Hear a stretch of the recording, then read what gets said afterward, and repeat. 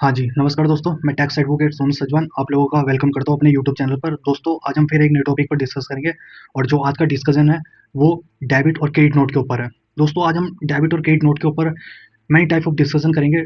Debit note क्या होता है? कौन इसको इश्यू करेगा? कौन ऐसे व्यक्ति होते हैं जो इनको इश्यू करेंगे, है ना? और कैसे ये इश्यू किया जाएगा और किसके ऊपर एप्लीकेबल होगा। तो आज मैनी टाइप ऑफ डिस्कशन करेंगे दोस्तों इस डेबिट और क्रेडिट नोट के ऊपर। अब क्या है ना कि जैसे ही मैंने डिस्कशन का टॉपिक बताया, तो मेरे कुछ व्यूअर्स ऐसे होंगे जो इस वीडियो को स्किप कर देंगे। पता है उनको क्या लगता है कि हम एक्सपर्ट हैं डेबिट और क्रेडिट नोट पे। तो दोस्तों, ऐसी भूल ना करें। देखिए, इस दुनिया में एक ही एक्सपर्ट है, जो है ऊपर वाला। उनको हम एक्सपर्ट नहीं कह सकते, सर्वश्रेष्ठ कहेंगे। ठीक है ना? मैं प्रैक्टिशनर हूँ, आप भी प्रैक्टिशनर है।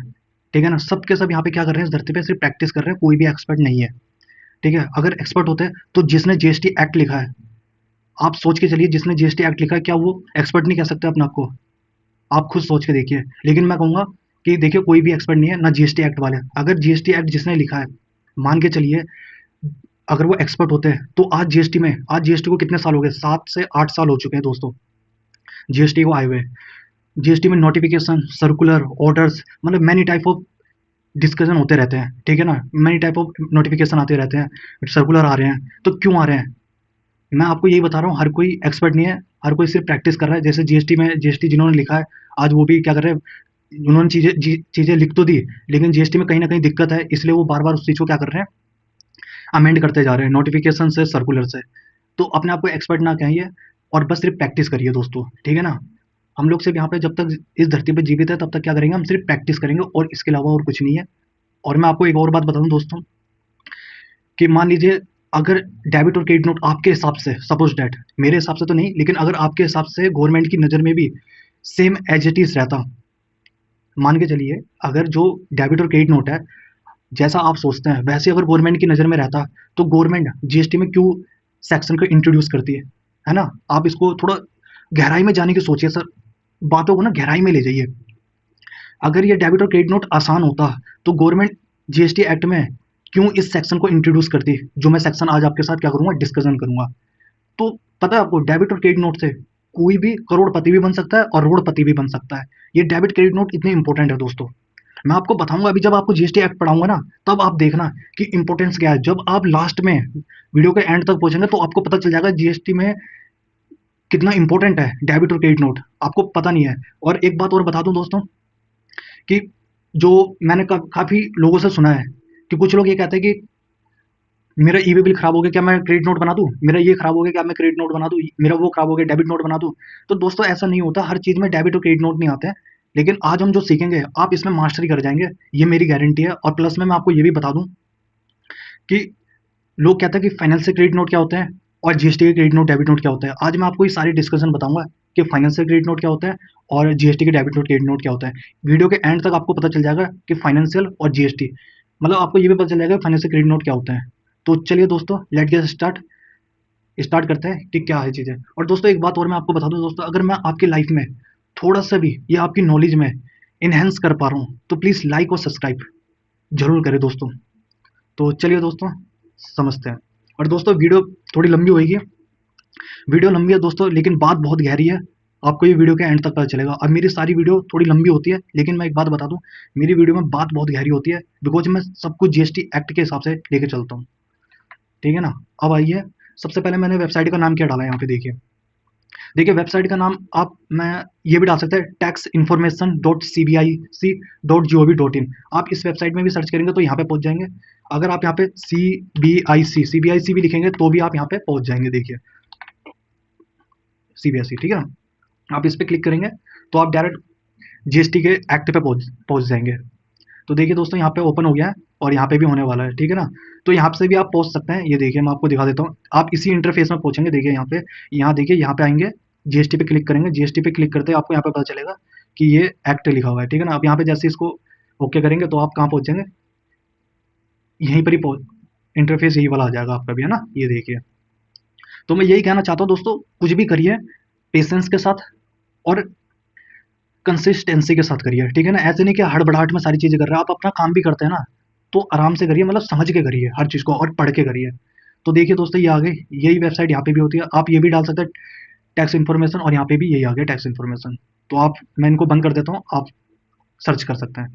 तो मैंने होम पे गया, होम पे जाने के बाद देखिए दोस्तों, सबसे पहले मैं आपको समझाता हूँ। देखिए हमारी जो सीबीआईसी की फुल फॉर्म है वो क्या है, central board of indirect tax and custom. तो ये हमारी सीबीडीटी की वो सीबीआईसी की फुल फॉर्म है, ठीक है ना। अब यहाँ पे क्या मिलता है हमें पढ़ने के लिए, अब मैं आपको बताता हूँ इस वेबसाइट पे।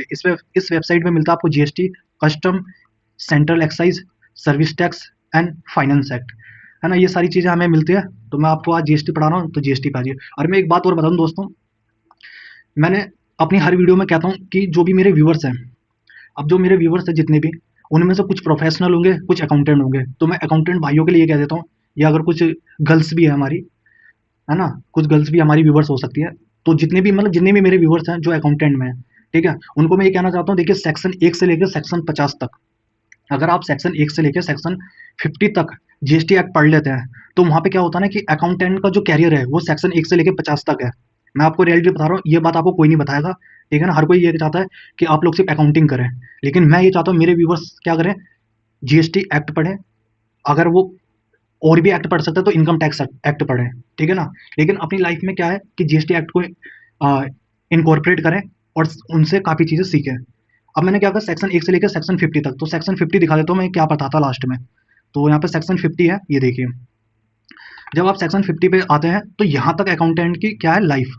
यहाँ तक अगर किसी अकाउंटेंट ने, जो भी मेरे व्यूअर्स है, अगर पढ़ लिया तो वो मास्टरी कर जाएगा जीएसटी के। यहाँ तक मतलब अकाउंटिंग में हर चीज़ उसको पता चल जाएगी। सेक्शन 16 क्या होता है, सेक्शन 22, 23, 24 रजिस्ट्रेशन कैसे किया जाता है, सेक्शन 25, है ना, सेक्शन 25 के अंदर वॉलंटरी रजिस्ट्रेशन कैसे किया जाता है। मतलब मैनी टाइप ऑफ प्रॉब्लम्स आपको जो लाइफ में आती रहती है वो आपको क्या पता चल जाएगा, सारी चीज़ें पता चल जाएगी, आप यहीं से सॉर्ट आउट कर सकते हैं। अब बात आती है सेक्शन 51 से। अब सेक्शन 51 से लेकर और इसके आगे अगर कोई जाना चाहता है, तो मैं आपको रियलिटी बता दूं, यहाँ से वही आगे जाएगा जो गहराई में उतरना चाहता है, ठीक है ना। और मैं अपनी बात बता दूं दोस्तों, मैंने सारे एक्ट पढ़ रखे हैं। मैं आपको बता दूं इनकम टैक्स पढ़ रखा है मैंने, मैं आपको बता दूं बीएनएस भी मैंने पढ़ रखा है ना। ये सारे एक्ट मैंने पढ़ रखे हैं। तो देखिए इससे आगे वही जाएगा जो क्या है, जो डिपार्टमेंट में नोटिस के रिप्लाई, मतलब इसके बाद आपको अपील, ट्रिब्यूनल, फिर अपीलेट अथॉरिटी, और उसके बाद हाई कोर्ट, सुप्रीम कोर्ट, इससे आगे जाने का यही एक वे है। फिर यहाँ से बहुत कम लोग आगे जाते हैं, यहाँ से जो आगे जाएगा वो लिटिगेशन पे जाता है दोस्तों, है ना। तो मैं सजेस्ट करूंगा अकाउंटेंट, जो अकाउंटेंट तक ही बना रहना चाहता है, तो उनको सजेस्ट करूंगा सेक्शन 1 से लेकर सेक्शन 50 तक पढ़ लीजिए, आपको काफ़ी बेनिफिट मिलेगा यहाँ से। अब चलिए मैं आपको आज जो सेक्शन हमारा इंट्रोड्यूस का है, इंट्रोड्यूस करेंगे हम। तो वो सेक्शन है सेक्शन 34। यहाँ पे देखिए दोस्तों, सेक्शन 34 क्या कहता है, क्रेडिट एंड डेबिट नोट्स। तो आज हमारा सेक्शन यही वाला है, आज हम इसको पूरा अंडरस्टैंड करेंगे कि क्या कहता है। फिर मैं आपको बता दूं, इसके बाद फिर हम क्या करेंगे, हम आपको लेके जाएंगे टैली पर। टैली पे डेबिट और क्रेडिट नोट की एंट्री सीखेंगे किस तरीके से की जाती है, मतलब मैं आपको हर एक चीज़ बारीकी से अंडरस्टैंड करवाऊंगा। तो दोस्तों वीडियो लंबी है लेकिन बात बहुत गहरी है, आप लोगों को अंडरस्टैंड होगा इस वीडियो के एंड तक। आप मेरी वीडियो को जब भी देखें तो पेशेंस के साथ देखें दोस्तों, ठीक है ना। और ऊपर से कंसिस्टेंसी, है ना, पूरा एकदम फोकस के साथ देखें। आपको बहुत गहराइयों में लेके चलूंगा मैं आपको जीएसटी में, because my favourite subject GST. Income tax भी है लेकिन सबसे फर्स्ट में मैं जीएसटी को रखता हूँ अपनी लाइफ में। तो चलिए दोस्तों लेट्स गेट स्टार्ट, अब चलते हैं। हाँ, तो ये देखिए सेक्शन आज का क्या, हमारा सेक्शन 34 बड़ा प्यारा सेक्शन है। अगर आपने इसको मेरे से समझ लिया तो मैं गारंटी दे रहा हूँ इसके बाद आप खुद दूसरों को कंसल्ट करेंगे, आपको बताएंगे, आप उन्हें बताएंगे कि डेबिट और क्रेडिट नोट किस केस में इशू किया जाता है, ऐसे नहीं किया जाता वैसे। लेकिन मैं दोस्तों आपको ये बता दूं कि इसको समझने के बाद आप किसी से मतलब बहस ना करें। मतलब बोलने का मतलब ये है कि कोई आपकी बात अगर समझ रहा है तो ठीक है, विथ एक्ट समझिए, अगर नहीं समझ रहा तो किसी से लड़ाई कौन करता है, लड़ाई करते हैं कमजोर लोग, है ना, जिनको कुछ नहीं आता, ये जो लोग कमजोर होते हैं। हमें लड़ाई नहीं करनी दोस्तों, हमें सिर्फ अपना काम करना है। आपको चीजें आती है, ये बढ़िया है, लेकिन लड़ाई नहीं करनी, हमें समझाना है दूसरों को, है ना। लड़ाइयाँ नहीं करनी किसी से, हमें सिर्फ अंडरस्टैंड करवाना है दूसरों को। अगर समझते हैं तो ठीक है, वरना तो आप अपना आगे करते रहिए, बाकी को छोड़ दें। जब उनको ठोकरें लगेगी तब उनको समझ में आएगा। तो ये मैं आज आपको कहना चाहता हूँ इतनी सी बात। और देखिए दोस्तों, मैं अब आपको लेके चलता हूँ इस पे, मैं आपको समझा दूँ। देखिए दोस्तों, सबसे पहले यहाँ देखिए सेक्शन सेक्शन 1 और 2।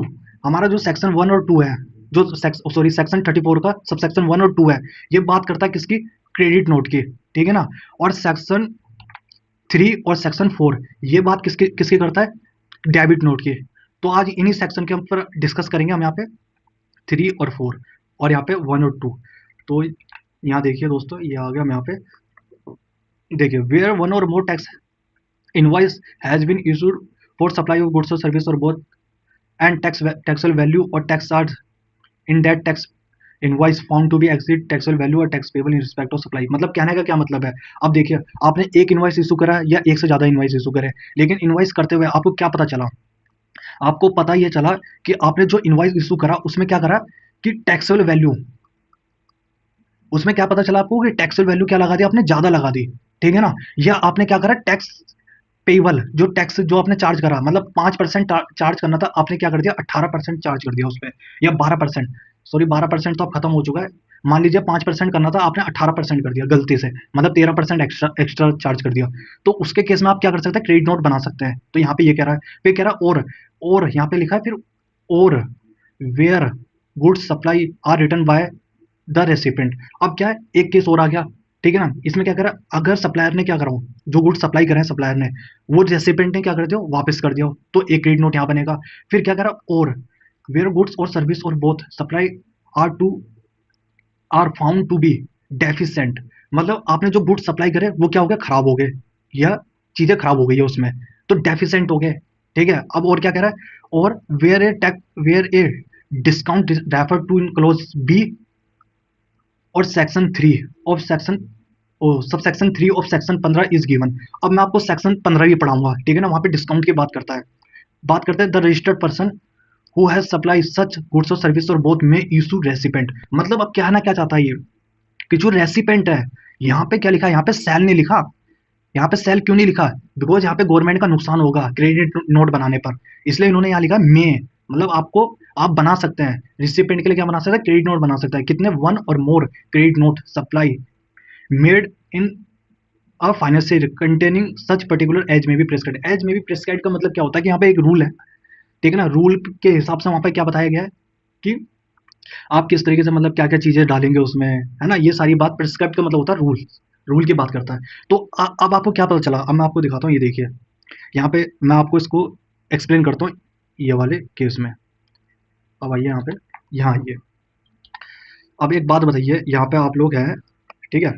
अब क्या कह रहा था वो, अब मान लीजिए मैंने सप्लाई करा, मैंने क्या करता है इनवॉइस इशू करा, तो इनवॉइस इशू करने के बाद मुझे क्या पता चला कि भाई साहब टैक्सेबल वैल्यू ज्यादा लग गई, ठीक है ना, जो मैंने क्या करा था टैक्सेबल टैक्सेबल वैल्यू जो है, वैल्यू एक्सीड हो गई, एक्सेस हो गई, ठीक है ना। क्या करा मैंने, टैक्सेबल वैल्यू क्या हो गई, एक्सेस हो गई, है ना, ज्यादा लग गई, ठीक है। दूसरा और क्या था, और टैक्स पेबल या टैक्स चार्ज, ठीक है ना, यहाँ पे टैक्स रेट मैंने क्या कर दिया, एक्सेस कर दिया, एक्सेस कर दिया। अब यहाँ पे देखिए, एक पहला केस तो ये हो गया, ठीक है, यहाँ पे समझिए, और दूसरा केस क्या बोला था, यहाँ ये, ठीक है, दूसरा केस क्या था, अब हमने क्या करा, सप्लायर ने क्या करा, अब यहाँ पे return return by goods from recipient.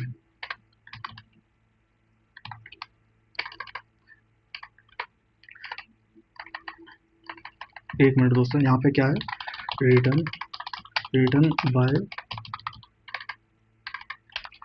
Return by goods from, अब क्या करा रिसिपेंट ने, यहाँ पे क्या करा, रिसिपेंट ने गुड्स रिटर्न कर दिया, ये दूसरा केस हो गया, ठीक है ना। अब मैं आपको समझा रहा हूँ यहाँ पे कौन कौन से क्या क्या आते हैं, ठीक है ना, रिटर्न कितने कर, अब देखो 2 केस हो गए अभी तक। फिर उसके बाद क्या हुआ, डेफिशिएंट निकले गुड्स, गुड्स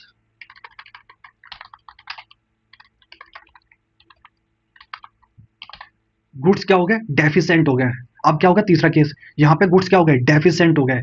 तो दोस्तों, ठीक है ना, यहाँ पे गुड्स क्या हो गए, डेफिशिएंट हो गए। तो ये 3 केस है, ये 3 केस है जिसमें आप क्रेडिट नोट इशू करेंगे। यहाँ पे ये 3 केस है जहाँ पे आपने टैक्सेबल वैल्यू क्या कर दी, ज्यादा लगा दी। मतलब मान लीजिए आपको देने थे गुड्स 20,000 के, लेकिन गलती से आपसे लग गया क्या, 30,000 रुपए, ठीक है, गलती से आपसे 30,000 रुपए लग गए, तो वहां पे आप क्रेडिट नोट दे सकते हैं।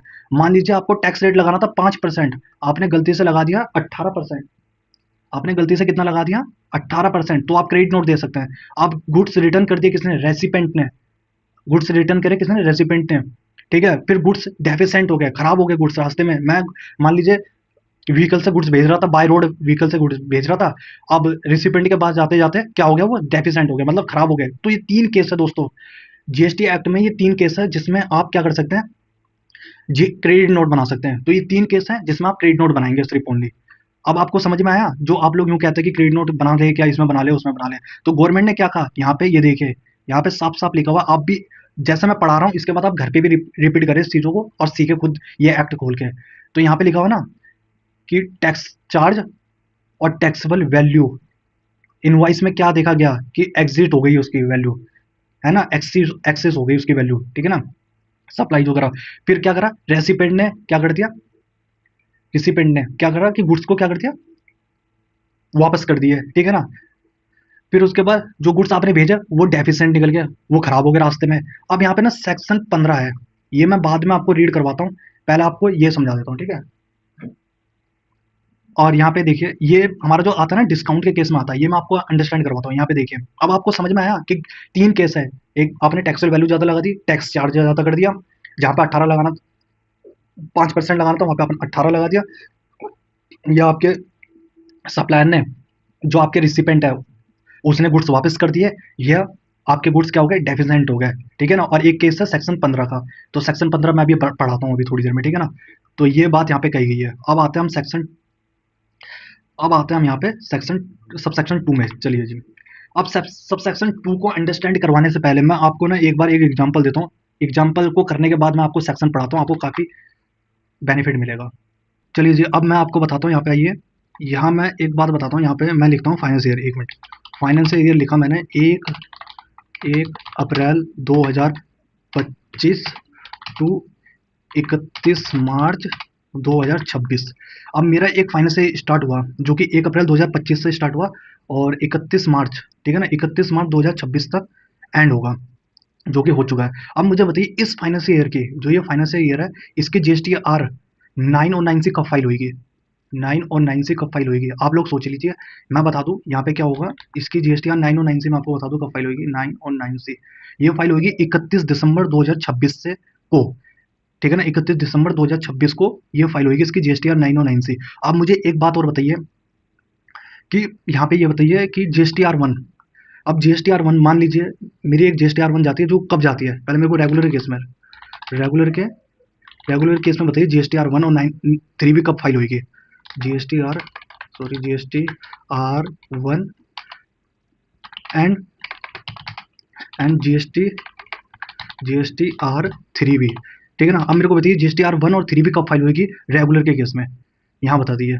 रेगुलर के केस में जीएसटी आर 1 और जीएसटी आर 3 भी कब फाइल होगी। देखिए, जीएसटी आर 1 फाइल होगी जो हमारी कब होती है, जीएसटी आर 1 ये होगी 11 तारीख को, है ना, 11th, ठीक है ना, 11th को फाइल होगी, ठीक है। 1 मिनट, यहाँ जाइए, ये मैं फाइल करूँगा अपनी जीएसटी आर 1, 1 मिनट, यहाँ पे आइए, ये फाइल करूँगा मैं 11 एवरी मंथ, ठीक है, 11 तारीख को फाइल करूँगा एवरी मंथ, ठीक है ना। जीएसटी आर 1 का फाइल करूँगा एवरी मंथ 11 तारीख को, रेगुलर के केस में बता रहा हूँ मैं। अब मुझे बताइए 3 भी कब फाइल करूँगा, 3 भी बताइए, 3 भी कब फाइल करूँगा मैं, ये फाइल करूँगा 20, ठीक है ना, 20th एवरी मंथ, ठीक है ना। ये कब फाइल करूँगा, एवरी मंथ 20 तारीख को, यहाँ ये कब फाइल करूँगा मैं, ये यहाँ पे मंथ, ठीक है ना। ये एवरी मंथ कब फाइल होगी, 20 तारीख को। रेगुलर के केस में बता रहा हूँ दोस्तों, अभी मैं आपको फाइनल कर रहा हूँ, मैं क्वार्टरली केस में बताऊंगा, है ना, ये बहुत इंपॉर्टेंट है, तब आपको पता चलेगा सबसेक्शन 2 क्या कहता है, सेक्शन 34 का। उसके बाद आपको सबसेक्शन 2 बताऊंगा कि क्या कहता है। तो यहाँ पे क्या हुआ, हमारी जीएसटी आर 1 का फाइल हुई है 11 तारीख को, हर मंथ 11 तारीख को फाइल होती है, और जीएसटी आर 3 भी कब फाइल होती है, 20 तारीख को होती है एवरी मंथ, ठीक है ना।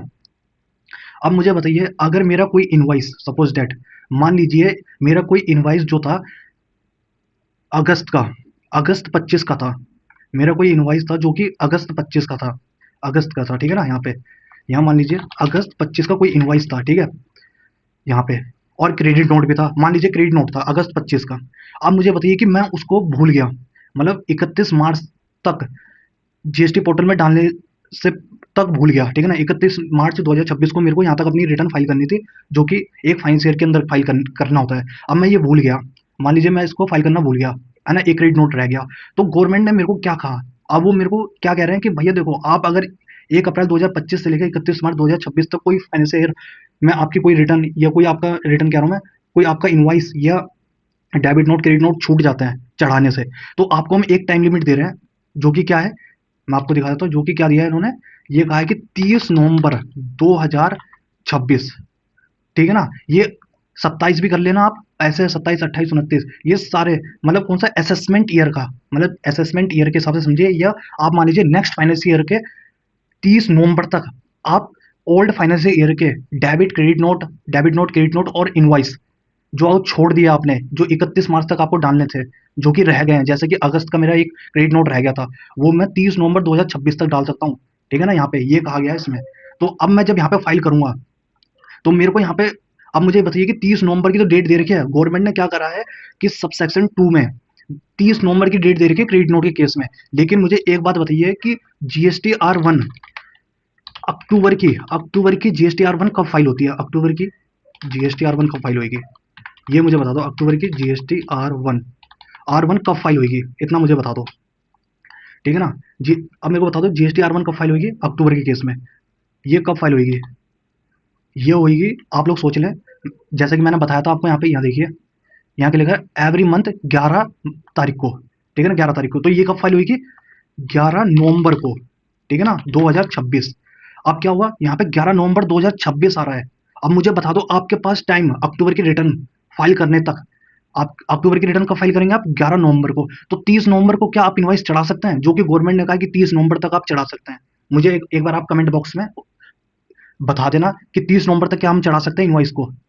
मैं तो कह रहा हूँ कि नहीं चढ़ा सकते हैं। आप चढ़ा तो सकते हैं, अगर आपने 3 भी फाइल नहीं करी है, R1 फाइल नहीं करी है, तो गवर्नमेंट करिए, आप विद इंटरेस्ट आप फाइल कर सकते हैं। लेकिन एक बात ध्यान रखना, अगर आप 30 नवंबर तक, या 30 नवंबर को कोई क्रेडिट नोट या डेबिट नोट, या सॉरी डेबिट नोट के केस में तो नहीं कहूंगा, कोई अगर इनवाइस है, अगर वो 30 नवंबर तक चढ़ा रहे हैं, तो ध्यान रखना ये आपके लिए इनरेलीवेंट हो जाएगा। और आपके जो रेसिपेंट है, जिसने रिसीव करा आपसे गुड्स, आपके केस में तो ITC आपको बढ़ा के देना पड़ेगा, बिकॉज आपके लिए ये इनरेलीवेंट हो जाएगा, जो गवर्नमेंट ने डेडलाइन बता रखी है, मतलब कट ऑफ डेट बता रखी है।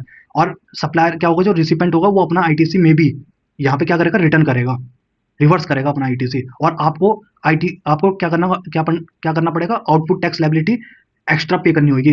क्रेडिट नोट के केस में आपको क्या करने दिया जाएगा, ये रिवर्स नहीं करने दिया जाएगा। मतलब मान लीजिए आपका 100 रुपये का क्रेडिट नोट था, ठीक है, और आपने क्या करना था कि उसको 31 मार्च तक चढ़ाना था, 2026 तक। लेकिन गलती आपसे ये हो गई कि आपने चलाया नहीं, आप भूल गए।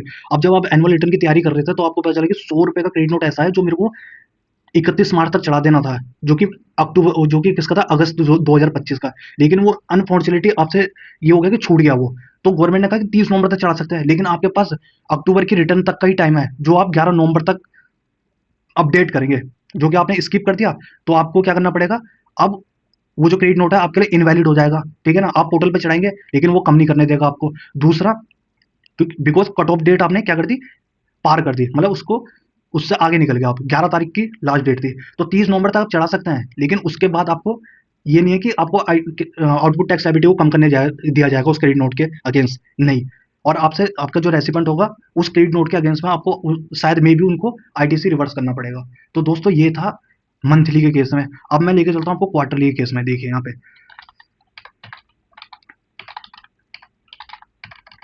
क्वार्टरली के केस में, अब क्वार्टरली के केस में ये बता दो मुझे, क्वार्टरली के केस में GSTR 1, GSTR 1, GSTR GSTR 1 और 3B एंड 3B ये कब जाती है, इतना मुझे बता दीजिए आप अपने पास सोच के रखिए, मैं बता दूं आपको कि देखिए GSTR 1 जो जाएगी, वो जाएगी आपकी, ये जाती है, बताऊं मैं आपको बता दूं, ये जाती है क्वार्टरली, जैसे अप्रैल टू जून, ठीक है।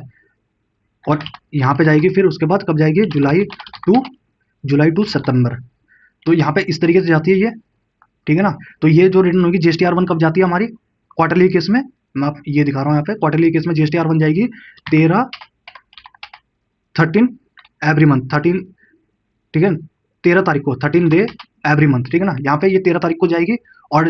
और 3B कब जाएगी, 22 या 24 तारीख को 3B हमारी फाइल होती है, ठीक है ना। GSTR 1 जाएगी क्वार्टरली केस में 13 तारीख को, और उसके बाद 22 और 24 को क्या जाएगी हमारी, GSTR 3B। तो अब मुझे ये बता दो कि मान लीजिए मेरा कोई अगस्त का बिल था, सपोज डेट,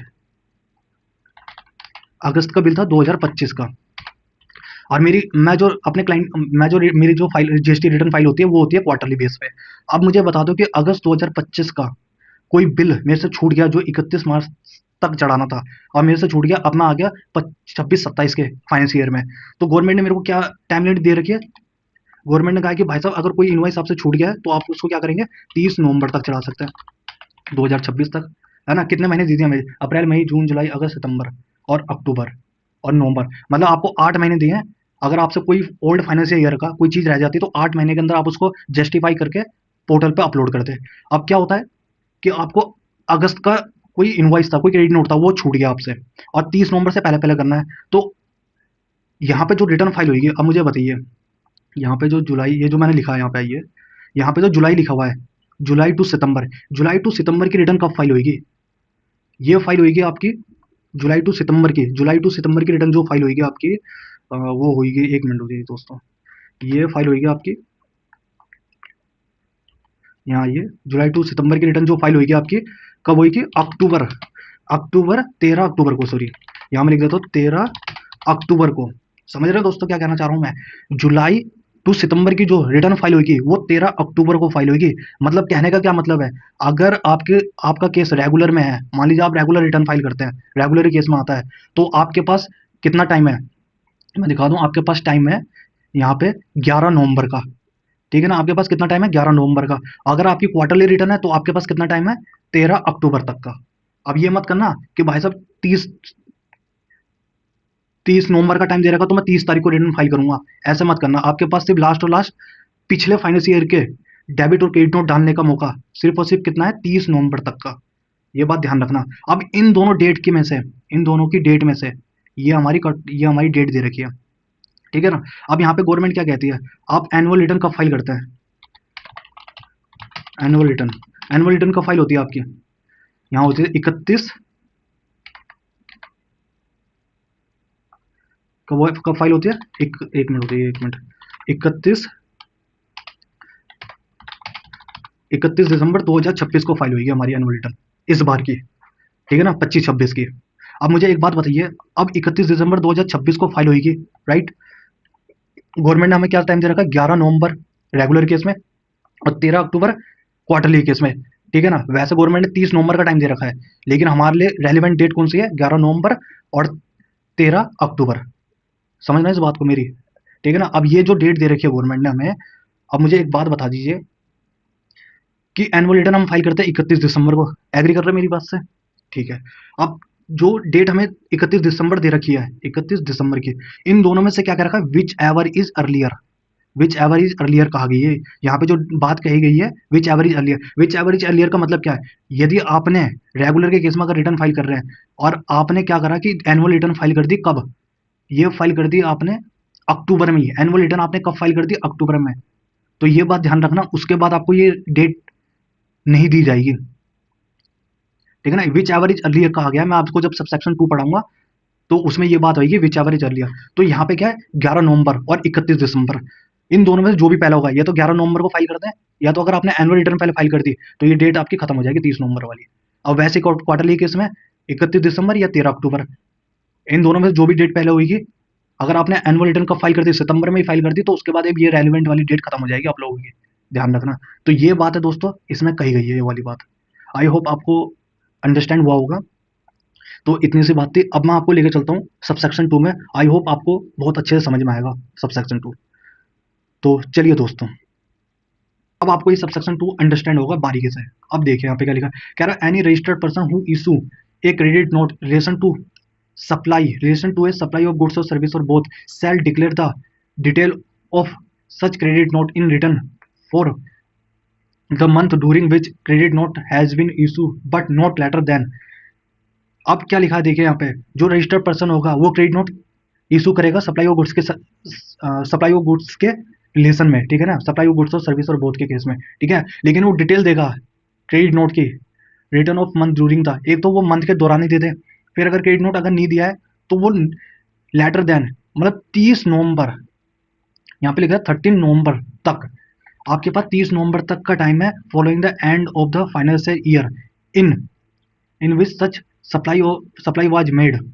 और या यहाँ देखिए और लिखा हुआ है, यहाँ पे एक और कंडीशन जोड़ रखी है इन्होंने, the date of furnishing relevant annual return. तो अब मतलब क्या समझे आप यहाँ पे, ठीक है ना। मैं ना जो आपको डेट बताइए, रेगुलर केस में क्या डेट बताइए, रेगुलर केस में क्या डेट बनाई है, 11 नवंबर, ठीक है ना। 11 नवंबर तक आपको अपने पिछले साल के जो भी डेबिट और क्रेडिट नोट वगैरह है, वो जो भी डेबिट और क्रेडिट नोट या जो कुछ भी है, मतलब मान लीजिए मतलब क्रेडिट नोट है या कोई टैक्स इनवाइस है, तो वहां पे क्या करना है, 11 नवंबर। और रेगुलर केस में और क्वार्टरली केस में कितना है, 13 अक्टूबर तक की रिटर्न में। और which ever is earlier, which ever annual return, 11 नवंबर, 13 अक्टूबर, और एनुअल रिटर्न की 31 मार्च, 31 दिसंबर 2026, इन दोनों में से जो भी पहले होगा, and tax liability shall be adjusted in such manner as may be prescribed. मतलब कहने का क्या मतलब है कि आपको, अगर मैं रेगुलर केस में चलूँ तो हमारी एनुअल रिटर्न कब फाइल होती है, 31 दिसंबर को फाइल होती है, राइट, 9 और 9 सी दोनों। फिर उसके बाद हमारी जो मंथली रिटर्न होती है वो जाती है 11 अक्टूबर को रेगुलर के केस में। तो इन दोनों में से जो भी पहले होगा, अगर आपने मान लीजिए एनुअल रिटर्न 11 नवंबर से पहले फाइल कर दी, तो ये ऑप्शन खत्म हो जाएगा आप लोगों के पास। 30 नवंबर वाला क्या है ऑप्शन, आप लोगों के पास क्या हो जाएगा, फिनिश हो जाएगा, ये खत्म हो जाएगा। यही बात कह रहा है, विच एवरेज अर्लियर का मतलब समझिए। अब मान लीजिए क्वार्टरली केस में आपके पास कितना है, 13 अक्टूबर का टाइम है, लेकिन क्या अगर आपने सितंबर में ही अपनी एनुअल रिटर्न फाइल कर दी, तो ये बात ध्यान रखना, उसके बाद आपको ये ऑप्शन नहीं मिलेगा, आप अपने रिटर्न में ये दिखा नहीं सकते सारी चीजें।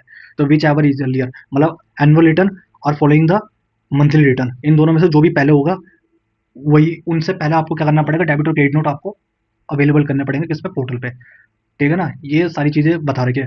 और ध्यान रखना यहाँ पे डेट किसकी दे रखी है, क्रेडिट नोट की डेट दे रखी है 30 नवंबर, डेबिट नोट की डेट नहीं है। क्यों नहीं है, बिकॉज गवर्नमेंट का नुकसान क्रेडिट नोट से होता है, डेबिट नोट से उनका फायदा होता है। अभी मैं डेबिट नोट के बारे में बताऊंगा। अब चलिए दोस्तों, एक और डिस्कशन है, आई होप आपको समझ में आया होगा ये सब सेक्शन। अब कहते हैं यहाँ पे एक इन्होंने प्रोविजन डाला है, प्रोविजन को मतलब यहाँ पे कहना क्या जाता है कि यहाँ पे जो बात कंप्लीट हो रखी है उससे और भी ऊपर कुछ है। अब यहाँ पे क्या कह रहा है, provided that note no reduction in output tax liability of supplier shall be permitted if the. अब मतलब क्या कहना चाह रहा है कि जो हमारे जो सप्लायर होते हैं, जैसे कि मान लीजिए आपको किसी ने, आपने किसी को सप्लाई बिल बेचा है ना, आपने गुड्स बेचा, तो आप सप्लायर हो गए। तो सप्लायर के केस में क्या कह रहा है कि यहाँ पे आपकी लायबिलिटी को कम करने नहीं दिया जाएगा।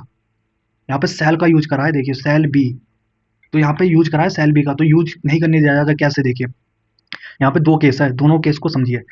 किस केस में सप्लायर को आईटीसी कम करना, टैक्स पे लायबिलिटी कम करनी नहीं दी जाएगी। देखिए देखिए, input tax credit as attributable to such as credit note if availed, ठीक है ना, if availed has not been reverse by the recipient where such recipient is a registered person. अब मतलब क्या कहना चाहता है, मान लीजिए जिसको आपने सप्लाई करा, जिसको आपने सप्लाई करा, आपका रेसिपेंट क्या था, रजिस्टर्ड था, किसमें, जीएसटी में, ठीक है ना, जीएसटी में रजिस्टर्ड था, और आपने उसे क्रेडिट नोट दिया। अब क्या होता है ना, क्रेडिट नोट देने के बाद आपका जो रेसिपेंट है, अगर जब तक अपनी इनपुट टैक्स क्रेडिट को क्या नहीं करता, रिवर्स नहीं करता। जब आप क्रेडिट नोट डालेंगे तो उसके टू बी में जाके शो होगा, सप्लायर के, सॉरी सप्लायर कर रहा हूँ, रेसिपेंट के टू बी में जाके शो होता है ना। अब वहाँ पे आईएमएस होता है, आईएमएस को एक्सेप्ट करके उसके थ्री बी में चला जाएगा। तो वहां पे जब थ्री बी में जब अपनी क्या करता है वो, आईटीसी को क्या करेगा, रिवर्स करेगा, है ना, समझने की कोशिश करना दोस्तों। जब वो आईटीसी को रिवर्स करेगा इस केस में, तब जाके वो क्या कर पाएगा, तब जाके जो सप्लायर है वो अपनी आउटपुट टैक्स लायबिलिटी को कम कर पाएगा। अगर वो नहीं करता है तो रेसिपेंट, यहाँ पे देखिए गवर्नमेंट ने क्या कहा है, यहाँ पे जीएसटी एक्ट ने क्या कहा है कि जो सप्लायर होगा उसे अपने आउटपुट टैक्स लायबिलिटी कम करने नहीं दी जाएगी, प्लस में उसको ऐड कर दिया जाएगा, जैसे आईएमएस में होता है। अब मान लीजिए कोई क्रेडिट नोट दिखा है, वहाँ पे एक्सेप्ट, रिजेक्ट और पेंडिंग दिखाता है ना आईएमएस में, तो वहाँ पे अगर मान लीजिए सपोज दैट आपके जो रेसिपेंट है उसको रिजेक्ट कर दिया, तो उल्टा वो आपके आपके उसमें जाके थ्री बी में ऐड हो जाएगा। तो जब वो एक्सेप्ट कर लेगा, तो वहां से आउटपुट टैक्स लायबिलिटी क्या हो जाएगी, रेसिपेंट की कम हो जाएगी, मतलब जो आईटीसी है उसका कम हो जाएगा, और यहाँ से आप क्या कर लेंगे, आप अपनी आउटपुट टैक्स लायबिलिटी को कम कर लेंगे। तो ये बात यहाँ पे कही गई है, आई होप आपको समझ में आया होगा। तो यहाँ पे ये बात कही गई है। अब चलिए दोस्तों, अब यहाँ पे होता है incident of tax on such supply has been pass on to any other person in other cases. अब मान लीजिए ये केस सबसे खतरनाक और किसी को समझ में ना आने वाला केस है, ये बहुत कम लोगों को समझ में आता है दोस्तों, है ना। अब मान लीजिए यहाँ पे तो बात, अब मान लीजिए यहाँ पे अदर केसेस में लिखा है, मतलब अब यहाँ पे रजिस्टर्ड पर्सन नहीं है जिसको आपने सप्लाई करा है, जिसको आपने सप्लाई करा, जो आपका रेसिपेंट है वो क्या है, रजिस्टर्ड नहीं है। तो इस केस में क्या करा, मैं आपको एग्जांपल से समझाता हूँ। मान लीजिए आप काउंटर सेल भी करते हैं, ठीक है ना। अब मैं आपको एक एग्जांपल देता हूँ, एग्जांपल लेना दोस्तों। मेरा मान लीजिए चांदनी चौक में किसकी दुकान है, मोबाइल की शॉप की दुकान है। अब मेरे कुछ व्यूवर्स हैं जिनको मैं अच्छे तरीके से जानता हूँ, है ना। अब वो मेरी शॉप पे आते हैं, मेरे व्यूवर्स मेरे शॉप पे आते हैं। इसको एग्जांपल से समझना दोस्तों, सीरियस नहीं है। वैसे मोबाइल की शॉप है नहीं मेरी, लेकिन मैं एग्जांपल से समझा रहा हूँ ताकि आप लोगों को समझ में आए। अब मेरे व्यूवर्स मेरे पास आके बोलते हैं, इनमें से एक व्यूवर्स आता है मेरे पास, कहता है सर मैं आपको यूट्यूब पे देखता हूँ, है ना, आप हमें पढ़ाते हैं, मुझे अच्छा लगता है, मैंने आपको लाइक कर रखा है हर चैनल पे, है ना, सब्सक्राइब कर रखा है आपका चैनल, आप जो भी पढ़ाते हैं हमें अच्छे से समझ में आता है। तो अब उसने मेरी मतलब जो मेरे व्यूवर्स हैं उन्होंने मेरी तारीफ करी, है ना, और मैंने देखा तो सब्सक्राइब भी कर रखा था उन्होंने। तो उन्होंने कहा सर मेरे को एक फ़ोन दीजिए जिससे मैं आगे की पढ़ाई भी कर सकूँ। तो मैंने क्या करा, अपने व्यूवर्स को जो फ़ोन है ना, मैंने अपने स्टूडेंट को जो फ़ोन बेचा, वो फ़ोन था 10,000 का, उसमें 18% टैक्स लगता था, वो हो गया 11,800 का, ठीक है ना। अब मैंने कहा मेरा स्टूडेंट है तो मुझे नाराज़ तो करेगा नहीं, मैंने उसको वो फ़ोन दिया 23,600 का, मतलब 11,800 को ज़्यादा बेच दिया। इसको मान के चलना दोस्तों, ठीक है ना, एक एग्जाम्पल समझना। तो वो फ़ोन मैंने कितने में बेच दिया, वो फ़ोन मैंने बेच दिया 11,800 का फ़ोन था, और 11,800 मैंने और ले लिया, तो 23,600 ले लिए उनसे मैंने पैसे, ठीक है ना, अपने स्टूडेंट से। अब स्टूडेंट ने कहा कि सर अभी मेरे पास पैसे नहीं है, मैं आपको बाद में दे दूंगा। तो मैं उसे जानता था, मैंने कहा चल ठीक है यार, बाद में दे दो, कोई दिक्कत नहीं है। तो अब क्या होता है ना कि गवर्नमेंट को मैंने क्या करा, अब मेरे को रिटर्न फाइल करनी थी, तो मैंने कितना टैक्स पे कर दिया, 23,600 का टैक्स मैंने क्या कर दिया, गवर्नमेंट के खाते में जमा कर दिया। गवर्नमेंट को कितना दे दिया, 23,600 रुपये गवर्नमेंट को जमा कर दिया टैक्स के रूप में। अब मेरे जो स्टूडेंट है उनका फ़ोन आया मेरे पास, कितने, एक महीने बाद, जब मैंने टैक्स जमा कर दिया मेरे पास फ़ोन आया 11 तारीख के बाद, मतलब जब मैंने टैक्स जमा करके 3 वीक रिटर्न फाइल कर दी, 22-23 तारीख को फ़ोन आया मेरे पास। तो वो कहता सर देखिए आप बहुत तेज़ चल रहे हैं। मैंने कहा ऐसा क्यों कह रहे हो भाई। देखिए सर फ़ोन था 11,800 का, ठीक है ना, और आपने मुझे दिया 23,000 रुपये का, तो मैं आपके बैंक अकाउंट में कितना डाल रहा हूँ, 11,800। तो वो डाल के तो चले गया, मतलब मेरे जो स्टूडेंट था उसने क्या करा कि मेरे अकाउंट में 11,800 डाल दिए, और 11,800 नहीं डाले, 23,000 का। तो अब मैंने क्या सोचा यार, अरे मेरा तो नुकसान हो गया, मैंने तो यार गवर्नमेंट को ज़्यादा टैक्स पे कर दिया, 23,600 मतलब 11,800 का।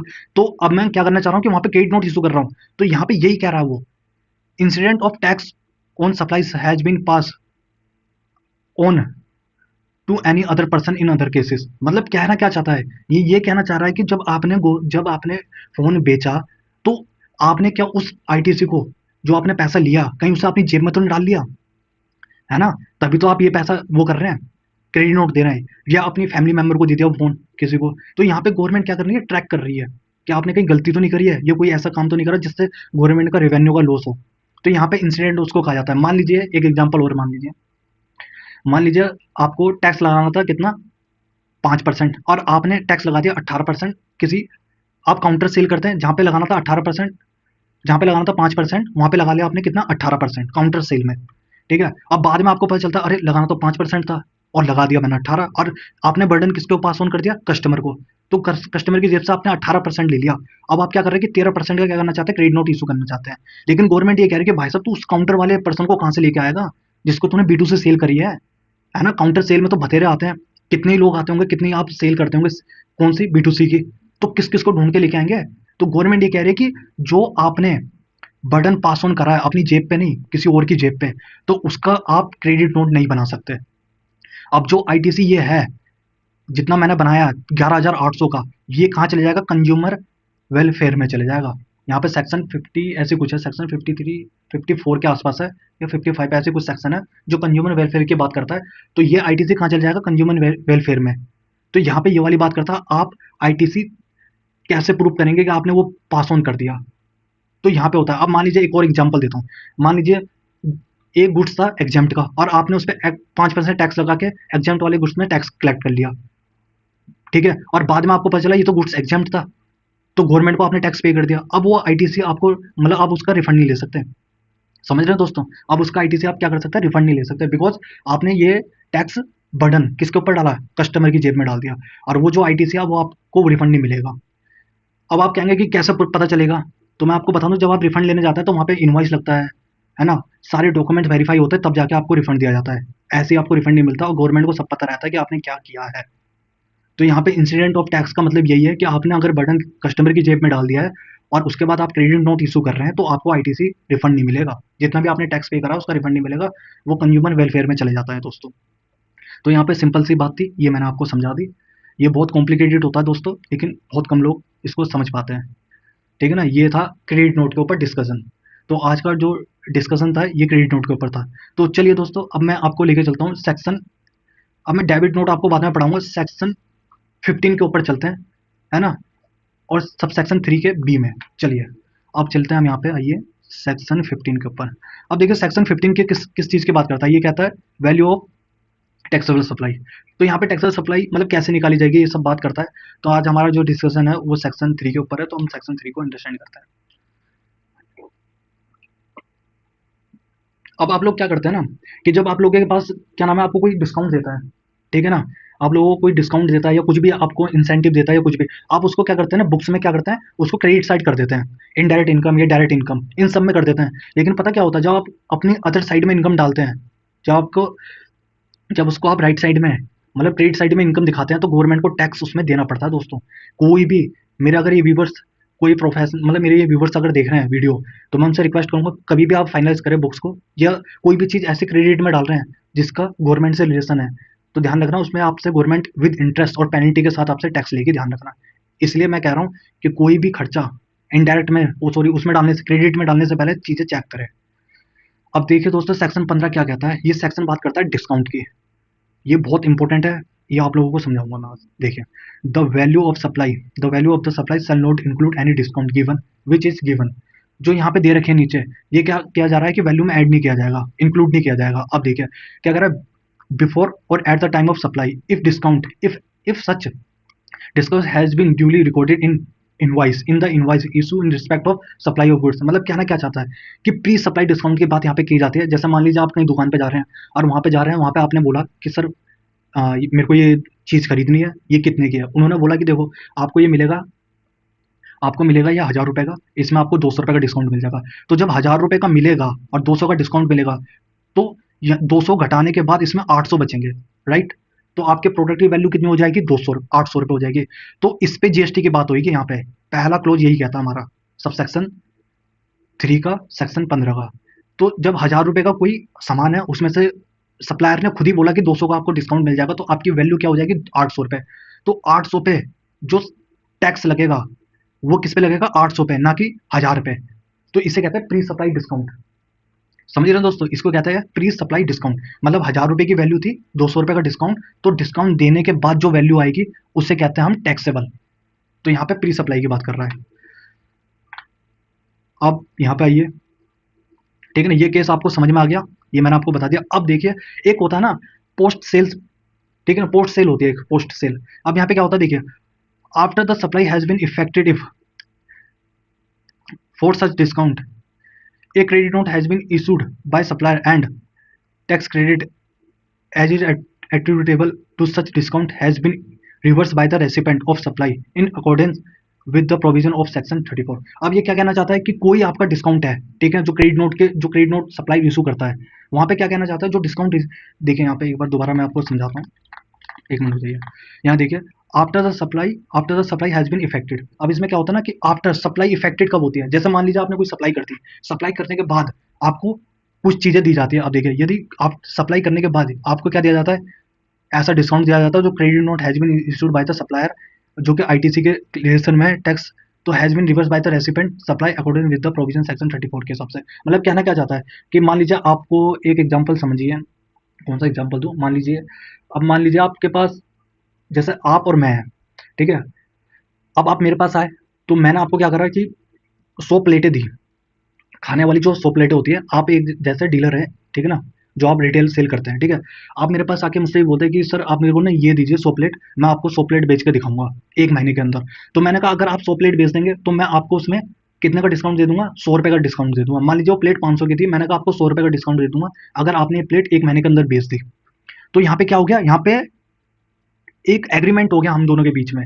क्या हुआ, यहाँ पे पोस्ट सेल डिस्काउंट की बात करी जा रही है दोस्तों, इसकी भी एंट्री करना सिखाऊंगा, डिस्काउंट की कैसे की जाती है। तो यहाँ पे क्या हो गया, एक एग्रीमेंट हो गया आपके और मेरे बीच में। मैंने आपसे कहा कि आप 100 प्लेटें बेच देंगे, तो जो 500 रुपये में से मैं आपसे 100 रुपये कम ले लूंगा, आपको कितने दे दूंगा, आप मुझे 400 दे देना। ठीक है ना, 100 रुपये आपको डिस्काउंट मिल जाएगा। तो आपके और मेरे बीच में क्या हो गया, एग्रीमेंट हो गया। अब एग्रीमेंट कैसा, देखिए, such discount is establish in term of agreement enter into at और before at the time of supply specifically link to relevant invoice. अब मान लीजिए रेलिवेंट इनवाइस का मतलब, जब मैंने आपको 100 प्लेट की बात करी तो उसी टाइम एक इनवाइस दिया होगा जो कि 500 का होगा, लेकिन उसमें एक टर्म्स एंड कंडीशन क्या जुड़ी थी, जब आप इस 500 100 प्लेटों को बेच देंगे तो मैं आपको 100 रुपए का डिस्काउंट दूंगा 1 महीने के अंदर। ये पहला एग्रीमेंट होना चाहिए सबसे पहले। पोर्ट सेल डिस्काउंट का मतलब क्या होता है कि बाद में कोई बात होनी है, बाद में कोई एग्रीमेंट है सेल होने के बाद में, ठीक है। तो सबसे पहले क्या होना चाहिए, कोई एग्रीमेंट होना चाहिए किसके बीच में, eight the time of supply, time eight the time of supply before, ठीक है, सप्लाई से पहले, है ना, जो रेलिवेंट होना चाहिए किससे, इनवॉइस से, ठीक है ना। और दूसरी बात क्या कह रहा है, input tax credit attributable to discount on basics of document. एक मिनट दोस्तों, ठीक है ना, यहाँ पे लिख रखा है issued by the supply has been reverse by the recipient on supply. अब देख लीजिए, मान लीजिए आप और मैं हैं, और मैंने आपको क्या कहा, 100 प्लेट बेचेंगे तो 500 में से आपको 100 रुपए का डिस्काउंट दे दूंगा, आप मुझे 400 दे देना। अब ये बात तो मेरी सबसे पहले एग्रीमेंट हो गई आपसे। दूसरी बात क्या कह रहा है कि जो मैं आपको डिस्काउंट दूंगा 400 रुपए का, तो आपने परचेज कितने की करी एक्चुअल में, एक्चुअल में आपने एट द टाइम तो 500 ही करी थी, लेकिन आफ्टर उसके बाद जब मेरा एग्रीमेंट पूरा हुआ तो वहां पे आपकी परचेज कितनी की रहेगी, 400 की। तो 500 में आपने जो आईटीसी क्लेम करा होगा, समझना इस बात को, बहुत गहरी बात है ये। मान लीजिए जब मैंने आपको सेल करा तो आपको सेल करा 500 का, तो मैंने अपनी जीएसटी अकाउंट में रिपोर्ट क्या करा होगा, 500 की इनवाइस सेल करी हो, रिपोर्ट करी होगी, तो आपके टू बी में क्या आया होगा, 500 से रिलेटेड, तो आईटीसी भी क्या होगा, 500 पे ही आया होगा। समझ रहे हैं आप बात को, 500 से रिलेटेड आईटीसी आया होगा। अब क्या हुआ कि जब मेरी जो एग्रीमेंट थी, जब आपने और मैंने जो एग्रीमेंट करा था उसमें 100 रुपए के डिस्काउंट की बात हुई थी, तो जब मैं आपको क्रेडिट नोट बना के दूंगा डिस्काउंट का, जब मैं आपको क्या दूंगा, क्रेडिट नोट बना के दूंगा डिस्काउंट का, तो 100 रुपए में 18%, मतलब 18 रुपए जो होगा मैं उसमें डालूंगा, जीएसटी R1 पे क्रेडिट नोट डालूंगा, ठीक है ना। तो वो 18 रुपए आपको क्या करना पड़ेगा, अपने सेल में से, जो आपने जो आईटीसी लिया था उसमें से माइनस करना पड़ेगा। यहाँ पे ये बात कह रहा है दोस्तों, एक सप्लाई क्या हो रही थी, एक डिस्काउंट कब मिल रहा था, eight the time of invoice generate हो रहा था, ठीक है ना, जिसमें वैल्यू थी 1000 रुपए की, जिसमें 200 का डिस्काउंट मिला था, 800 रुपए में टैक्स लगा था। तो यहाँ पे तो बात खत्म हो गई, प्री सप्लाई डिस्काउंट की बात कर रहा है। यहाँ पे क्या हो रहा है कि एग्रीमेंट हो रहा है कि अगर आप 100 प्लेटें बेच देंगे 1 महीने के अंदर, तो मैं आपको क्या दूंगा, 500 का, 500 में से 100 रुपए ले लूंगा, 400 का आपका वो दे दूंगा, 100 रुपए का आपको डिस्काउंट दे दूंगा। तो डिस्काउंट जब मैं आपको दूंगा तो आपको अपना आईटीसी रिवर्स करना पड़ेगा, जो आपने 500 पे लिया है आपको उसका आईटीसी सिर्फ 400 का मिलेगा, 500 का नहीं मिलेगा। तो ये बात यहाँ पे कह रहा है दोस्तों, आई होप आपके काफी अंडरस्टैंड हुई होगी ये वाली बातें। अभी हम एंट्री करना सीखेंगे, ये यही सारी एंट्री करना सिखाऊंगा, ये जितनी भी आप, ये सारा जितना मैं पढ़ा रहा हूँ ना आपको, ये सारी एंट्री करना बताऊंगा। अब चलिए मैं आपको लेके चलता हूँ सेक्शन 34 पे, और सेक्शन 34 पे हम समझते हैं सब सेक्शन 3 को। अब आइए सेक्शन सब सेक्शन 3 को, यहाँ पे आइए, अब सब सेक्शन 3 को समझते हैं, अंडरस्टैंड करते हैं सब सेक्शन 3। दोस्तों वीडियो, मैं मानता हूँ वीडियो लंबी है, लेकिन बात बहुत गहरी है, अंडरस्टैंड करके तो बहुत चीज़ें सॉल्व हो जाएगी आपकी। चलिए जी, अब बात करते हैं डेबिट नोट की। मैंने आपको क्रेडिट नोट बता दिया, अब बात कर रहा हूँ डेबिट नोट की, और मैंने डिस्काउंट से रिलेटेड भी आपको सारी बातें एक्सप्लेन कर दी। बात करते हैं डेबिट नोट की। यहाँ पे कह रहा है वेयर वन और more tax invoice has been issue of supply of goods और सर्विस और बोथ, और टैक्सेबल वैल्यू और tax charge in tax invoice found to be less than taxable value और tax payable respect of such supply. अब कहना क्या चाहता है कि अब मान लीजिए आपने सेल करा, ठीक है ना, सेल करने के बाद क्या करा कि लगाना लगाना था कितना, लगाना था कितना आपको 18%, आपने कितना लगा दिया, 5%। रेट आपको टैक्सेबल वैल्यू क्या लगानी थी, मतलब टैक्स क्या लगाना था आपको 18%, आपने गलती से लगा लिया 5%। तो आप यहाँ पे क्या करेंगे, डेबिट नोट इशू करेंगे, ठीक है।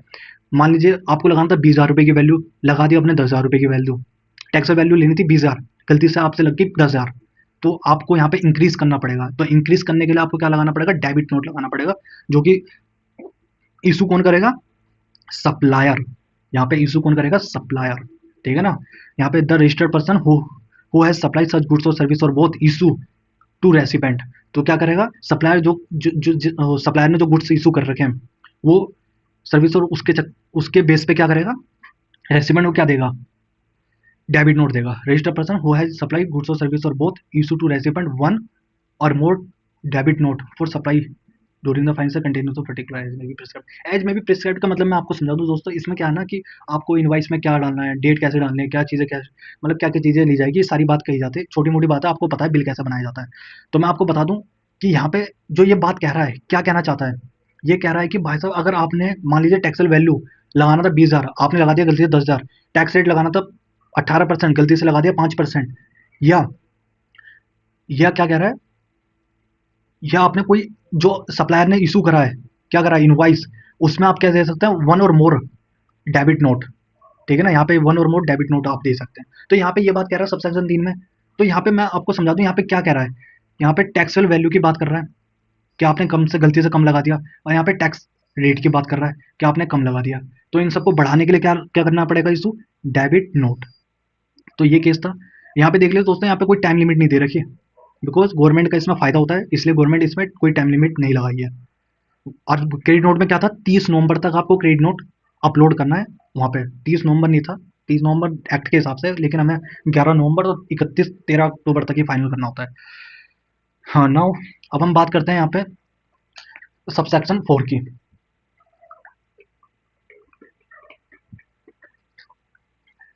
चलिए दोस्तों, यहाँ पे बात करते हैं सबसेक्शन 4 क्या कह रहा है, any registered person who issue debit note in relation to supply of goods और सर्विस और both shall declare the detailed debit note in the return for month during the which debit note has been issued and tax liability shall be adjusted as may be prescribe. मतलब कहना क्या चाहता है कि आप debit note बनाएंगे तो उससे रिटर्न से क्या हो जाएगा, आपको डिटेल वहाँ डालनी पड़ेगी। तो ये सारी चीज़ें आपको डालनी पड़ती है, ये आप लोगों को पता है कि कैसे कैसे चीज़ें बनती है ना। वहाँ पे डेट आएगी तो कैसे क्या क्या आइटम रखे जाएंगे। अब मान लीजिए यहाँ पे क्या लिख रखा है, वन और मोर। एक बार मैं आपको ये समझा दूँ वन और मोर का मतलब क्या है डेबिट नोट का। अब मान लीजिए आपके 5 इनवाइस है 10-10 हज़ार रुपये के, उसमें दो दो आइटम कम हो गए, 5 इनवाइस है 10-10 हज़ार रुपये के, उसमें एक एक आइटम कम हो गया। तो यहाँ पे आप ये नहीं, अगर आपके पास टाइम है, टाइम पास करने का समय है, तो आप एक एक इनवाइस एक एक डेबिट नोट बना सकते हैं। और अगर आपके पास समय नहीं है तो आप सबको कंसोलिडेट करके एक डेबिट नोट बना सकते हैं उस केस में। अब बात करते हैं for the supply of this, sorry, for the purpose of this act experience debit note shall be include supplementary invoice. मतलब डेबिट नोट को क्या मानते हैं, ये सप्लीमेंट्री इनवाइस मानते हैं। इसमें क्या होता है ना, गवर्नमेंट का फायदा होता है, तो गवर्नमेंट ने इसमें कोई टाइम लिमिट नहीं दे रखी। तो दोस्तों ये था आज का डिस्कशन, आई होप आपको काफ़ी हेल्प हुई होगी। तो मैंने आपको काफ़ी हद तक सारी चीज़ें बता दी है। ये है सेक्शन, एक बार आप लोग भी इसको रीड कर लेना। ये देखिए, आप लोग भी यहाँ से लॉगिन करके एक बार आप इसको रीड कर लेना, आपको काफ़ी समझ में आएगा। जो चीज़ आपको समझ में नहीं आ रही है वो आप नीचे कमेंट में पूछ सकते हैं मेरे से, ठीक है ना। तो ये था आज का डिस्कशन, इसमें और बाकी कुछ है नहीं। तो ये प्रिस्क्राइब का मतलब मैंने आपको बता दिया कैसे कैसे आपको वो जनरेट करना है। अब चलिए दोस्तों, हम सीखते हैं एंट्री करना। अब हम टैली में सीखते हैं कि किस तरीके से एंट्री की जाती है डेबिट और क्रेडिट नोट के केस में। यहाँ पे आइए, ये देखिए, ये दोस्तों मैंने एक आप लोगों के लिए ये बना रखा है, जिससे मैं आज आपको बताऊंगा किस तरीके से एंट्री पास की जाती है। मैं सारी चीज़ लेके आया हूँ दोस्तों आज। और ये चलिए देखिए यहाँ पे। तो चलिए अब हम समझते हैं एंट्री करना यहाँ पे कि किस तरीके से एंट्री पास की जाती है। तो मैं यहाँ पे ले लेता हूँ दोस्तों, यहाँ पे मैं जब से एंट्री जो पास करूँगा आज, डेबिट, मैं जब सबसे पहले कंपनी का नाम ले लेता हूँ, डेबिट एंड क्रेडिट नोट्स, ठीक है ना। मास्टर क्लास रख लेता है इसका नाम, मास्टर क्लास। और यहाँ रख लेते हैं दिल्ली, ठीक है ना, दिल्ली। और यहाँ पे रख लेते हैं जीरो एड्रेस है, एक मिनट, यहाँ रख लेते हैं एड्रेस। ये एग्जाम्पल है और मैं आपको लेके कंट्रोल के साथ सेव कर लेते हैं। तो मैं इसको दिखा रहा हूँ एंट्री करना। अब देखिए दोस्तों, मैं आपको एक और बात बता दूँ कि यहाँ पे ये देखिए, यहाँ पे आएंगे तो यहाँ पे हमें अपनी कंपनी की डिटेल डालनी होती है। मैं यहाँ पे जीएसटी नंबर डाल देता हूँ कंपनी का जो है,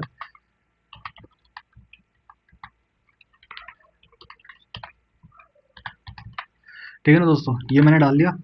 और यहाँ देखिए, अब क्या होता है ना कि सबसे पहले जब भी आप जब भी आप किसी का काम कर रहे हो, किसी क्लाइंट का काम कर रहे हैं या आपका कंपनी में काम कर रहे हैं, तो वहाँ पे आपको ये मेंटेन करना होता है। देखिए आप, मैं क्या कहता हूँ हमेशा, शुरुआत से अगर हम अपनी लाइफ में हर चीज़ें सही करते हुए चलेंगे, मैं मानता हूँ कि हर चीज़ें हम सही नहीं कर सकते, लेकिन जो जो हमारी आंखों के सामने आ रही है चीज़ें, हम उनको अगर सही तरीके से करते हुए चलेंगे तो आखिरी में आपको सब चीज़ सही मिलेगा।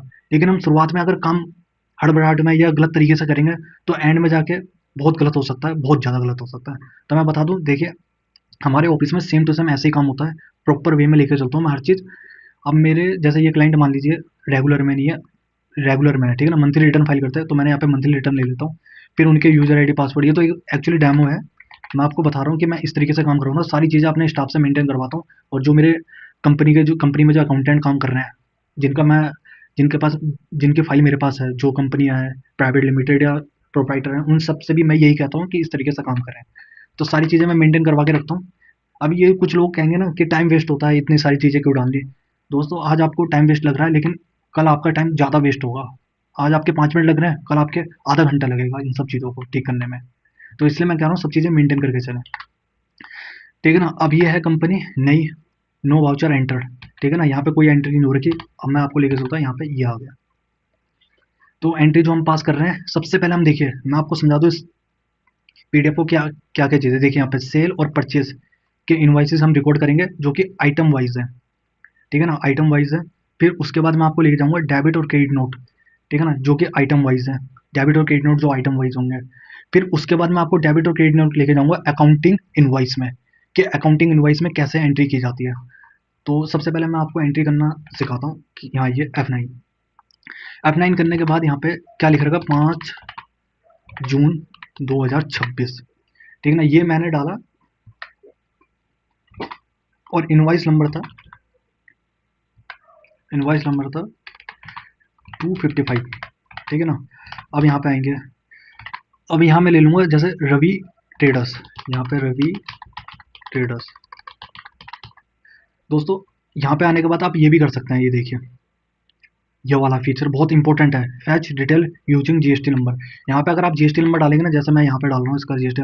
ये मैं एक बात बता दूँ, देखिए दोस्तों ये डेमो के लिए है ना। यहाँ पे नाम किसी और कंपनी का आएगा और मैंने किसी और का ले रखा है। यहाँ देखिए यहाँ पे आईटीसी लिमिटेड है कोई, ठीक है ना, उस कंपनी का ये जीएसटी नंबर है, ठीक है। तो मैं इसको एक बार, ये कहाँ का है, दिल्ली का है, तो मैं इसको सेव कर लेता हूँ एक बार, कंट्रोल ए के साथ सेव करा। अब देखिए खासियत देखिए इस फीचर की, टैली इसलिए तो मैं कहता हूँ, मैं कभी भी अपने चैनल पे कोई भी पेड सब्सक्रिप्शन को सब्सक्राइब करने के लिए नहीं कहता हूँ, कि मैं ये नहीं कहता कि भाई टैली को उसमें कनेक्ट कर रहे हैं फिर जाके उसको करें। मैं आपको बता रहा हूँ, यहाँ देखिए मेरा गोल्ड यूजर है, यहाँ देखिए, यहाँ देखिए गोल्ड यूजर चलाता हूँ, मेरे ऑफिस में गोल्ड चलता है, मतलब काफ़ी सारे एक्सेस है, ठीक है ना। तो मैं सब कुछ जो भी करता हूँ सब टैली से करता हूँ। ये मैंने ले लिया और यहाँ देखिए मजे की बात यह है कि यहाँ देखिए जीएसटी नंबर ऑटोमेटिक, कंपनी का एड्रेस वगैरह सब कुछ ऑटोमेटिक आ रहा है कि नहीं। तो ये होता है। अब मैं यहाँ पे नाम चेंज कर लेता हूँ बस, रवि ट्रेडर्स, क्यों, बिकॉज मैंने नाम ऑलरेडी ले रखे हैं यहाँ पे। तो मैं रवि ट्रेडर्स ले लूँगा, यहाँ पे कंट्रोल ए के साथ सेव, एंड यहाँ पे ले लूँगा मैं क्रेडिट। यहाँ पे मैं क्या कर रहा हूँ, परचेज, यहाँ पे देखिए सबसे पहले क्या लिखा, goods purchase from Ravi Traders, ठीक है ना, अगेंस्ट बिल नंबर 255। तो यहाँ पे गुड्स परचेज कर रहा हूँ तो क्रेडिटर होगा, बिकॉज मैं देनदार हूँ, ओ सॉरी, हाँ देनदार हूँ, ठीक है ना, देने वाला हूँ मैं। अब देखिए दोस्तों यहाँ पे बिल वाइज डिटेल की बात करी गई है। तो आज मेरा टॉपिक बिल वाइज डिटेल के ऊपर नहीं है, लेकिन मैंने bill wise detail, default credit period के ऊपर, इन सब के ऊपर एक सेपरेट वीडियो बनाई है।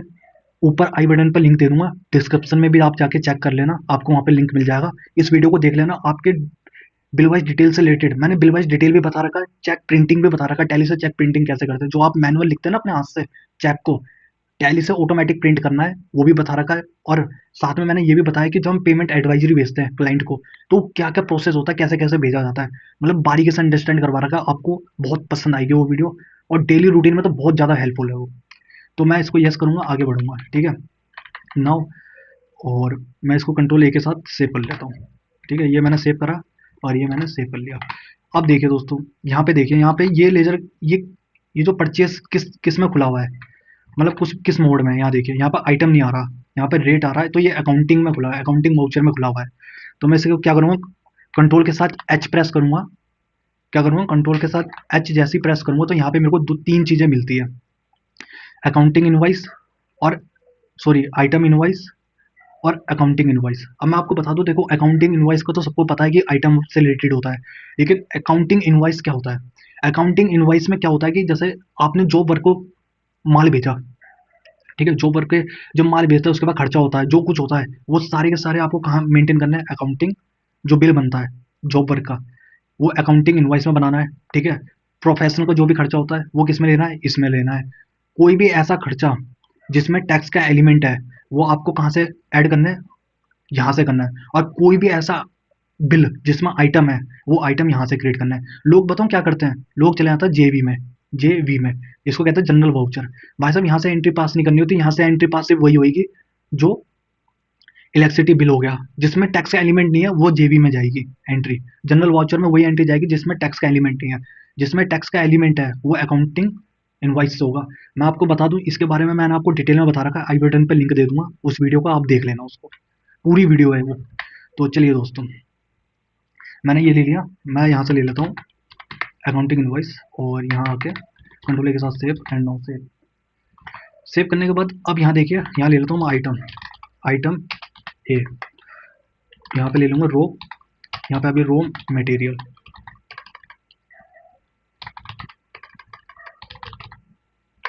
ठीक है। यहाँ पे रो मटेरियल लेने के बाद मैं चलूँगा आगे, हाँ जी।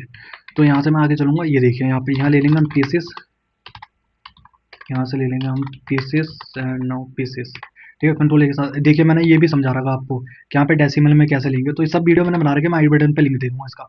अब यहाँ पे आइए, कंट्रोल के साथ यहाँ पे सेव। अब मैंने आपको एक और चीज़ बता रखी है, यहाँ पे HSN कोड से रिलेटेड मैंने आपको सारी चीज़ बता दी है, मैं फिर बता देता हूँ आपको। अगर मान लीजिए आपका 5 करोड़ से, अगर आपका टर्नओवर 5 करोड़ से नीचे है या 5 करोड़ तक है, तो वहाँ पे आप 4 डिजिट डालेंगे, ठीक है ना। 4 डिजिट का क्या डालेंगे, HSN कोड। अगर मान लीजिए आपका 5 करोड़ से ऊपर का टर्नओवर है, तो वहाँ पे 6 डिजिट HSN कोड डालेंगे। और मान लीजिए आपका एक्सपोर्ट इंपोर्ट का काम है, ठीक है, तो वहाँ पे लेंगे 8 डिजिट। तो इसके ऊपर सारी मैंने वीडियो बना रखी है, ये भी मैं आपको डिस्क्रिप्शन में दे दूंगा। तो यहाँ पे मैं मान के चल रहा हूँ मेरा 5 करोड़ से कम का टर्नओवर है, तो 45 78, ठीक है। कितना परसेंट है यहाँ पे, 18%। कंट्रोल के साथ नाउ सेव। अब यहाँ पे ले लूँगा मैं 2 क्वांटिटी लूँगा, 2 और 20,000, 1 मिनट, 20,000। अब यहाँ पे ले लूँगा परचेज। अब दोस्तों क्या है ना कि देखिए, अब कुछ मेरे व्यूवर्स ऐसे हैं, कुछ मेरे व्यूवर्स ऐसे होंगे जो परचेज मतलब इस तरीके से एंट्री पास करते हैं, परचेज मतलब कैपिटल में सारी चीज़ें डाल देते हैं। मैं जब भी कभी फाइनलाइज करता हूँ बुक्स ऑफ अकाउंट को, तो मेरे पास जिस कंपनी का डेटा आता है, तो वहाँ पे मैं जब ऐसे चीज़ें देखता हूँ ना, तो मेरे को भी अच्छा नहीं लगता दोस्तों, है ना। यहाँ देखिए आपको कैसे करना है, एक बढ़िया अकाउंटेंट वही होता है जो सारी चीज़ों को बढ़िया तरीके से मेंटेन करता है। तो यहाँ पे लिखिए आप परचेज,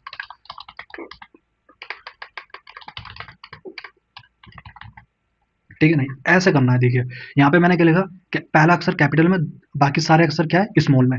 अब यहाँ पे देखिए ना, आप लोग यहाँ टैली पे नहीं देखते हैं, कभी भी कोई भी चीज़ आप कर रहे हैं ना, तो सब जगह चीज़ें चेक करके करें। देखिए यहाँ पे क्या लिखा है, टैली ने भी खुद देखिए क्या कर रखा है, पहला अक्षर बड़ा है सन्ड्री क्रेडिटर का, और क्रेडिटर का सी बड़ा है, बाकी सब कैपिटल में। यहाँ पे भी देखिए, यहाँ पे भी देखिए, यहाँ पे भी, जहाँ भी आप नजर लगाएंगे ना, सब जगह ये देखिए क्या कर रखा है।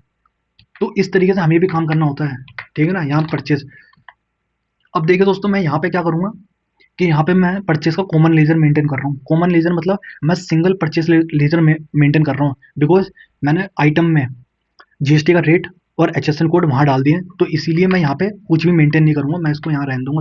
और यहाँ पे गुड्स सेव करके कंट्रोल के साथ सेव कर लूँगा, जैसे कि मैंने आपको बताया कि मैंने आइटम में सारी चीज़ें डाल रखी है, तो यहाँ पे ये कवर कर लिया उसने, ठीक है ना। आप लोग क्या है ना कि परचेज के 12% 18% के लेजर बनाते हैं, वो सही है, मैं आपको बता दूं वो भी ठीक है, लेकिन बिजनेस की रिक्वायरमेंट को देख के सारी चीज़ें करनी होती है दोस्तों। अब बात करते हैं आइटम बी, यहाँ पे आ जाते हैं आइटम बी।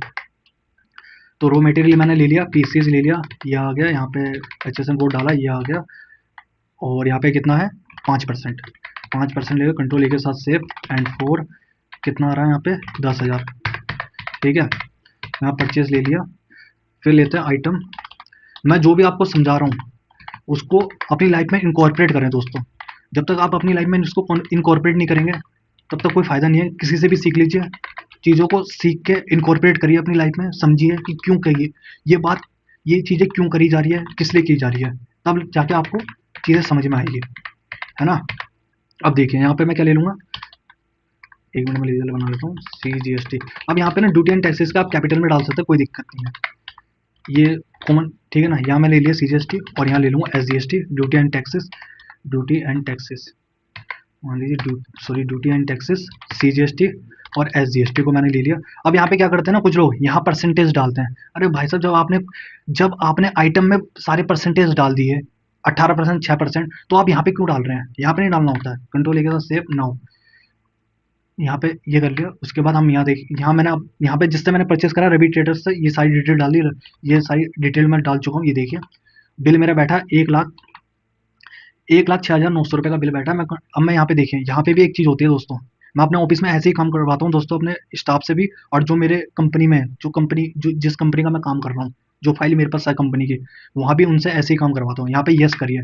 अब यहाँ पे कुछ चीज़ें नहीं आती, तो यहाँ से आप सारे यस कर लें एक्टिवेट करके। और मैं आपको बता दूं दोस्तों, जितनी भी चीज़ें यहाँ पे है, जब भी आपके पास 50,000 से ऊपर का बिल आता है तो आपको ये सारी चीज़ें यहाँ पे मेंटेन करनी होती है। ध्यान रखना, ये जितनी भी चीज़ें परचेज के साथ लग के आ रही हैं सब चीज़ें आपको यहाँ पेस्ट करनी होगी। ईबे बिल नंबर क्या है, कंसोलिडेटेड डेट वगैरह, ये सब कुछ, ट्रांसपोर्ट की डिटेल वगैरह सारी चीज़ें यहाँ मेंटेन करके कंट्रोल ए के साथ नाउ सेव। यहाँ पे मैं सेव करूँगा, ठीक है, ये मैंने सेव करा। ठीक है, उसके बाद मैं लेके चल रहा हूँ आपको एक इनवॉइस और। अब बात करते हैं हम यहाँ पे सेल की। अब मैंने जो इनवॉइस जो मैंने परचेज करा था अब मैं उसको सेल कर रहा हूँ। तो सेल करने की डेट है 8 जून को। 8 जून को मैं सेल करूँगा और यहाँ सेल का नंबर क्या, 78। सेल नंबर है 78। और किसको सेल कर रहा हूँ मैं यहाँ पे देख लीजिए। यहाँ पे मैं एक बार यहाँ सेल किसको कर रहा हूँ, कंट्रोल, यहाँ पे मैं किसको सेल कर रहा हूँ, रोहित इंटरप्राइज को।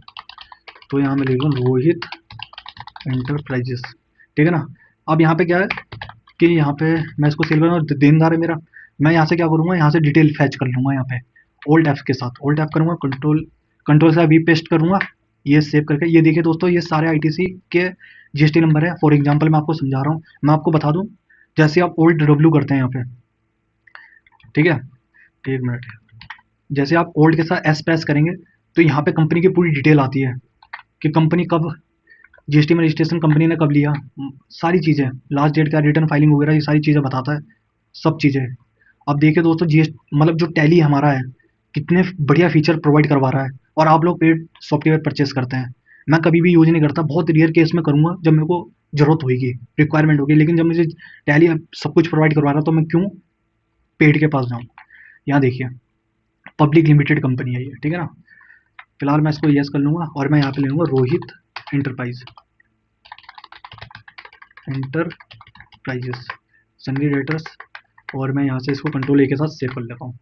ये सेव करने के बाद मैं यहाँ पे आया, अब देखिए यहाँ पे क्वांटिटी आ रहा है, तो मैं आइटम ये ले लूँगा। यहाँ पे आइटम ए पे आए, आइटम ए पे कितना है, एक क्वांटिटी है और कितना है, 20,000।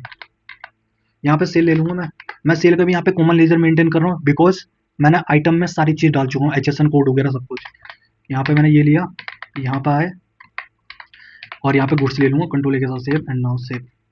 उसके बाद क्या करूँगा, आइटम बी, यहाँ पे क्या है, आइटम बी, ठीक है ना। आइटम बी दो पीस है और ये मैंने सेल कर दिए, ठीक है। और यहाँ ले लूँगा IGST, यहाँ पे IGST लूँगा मैं, IGST ड्यूटी एंड टैक्सेस में जाऊँगा, IGST को लूँगा और ये कंट्रोल के साथ सेव, ठीक है दोस्तों।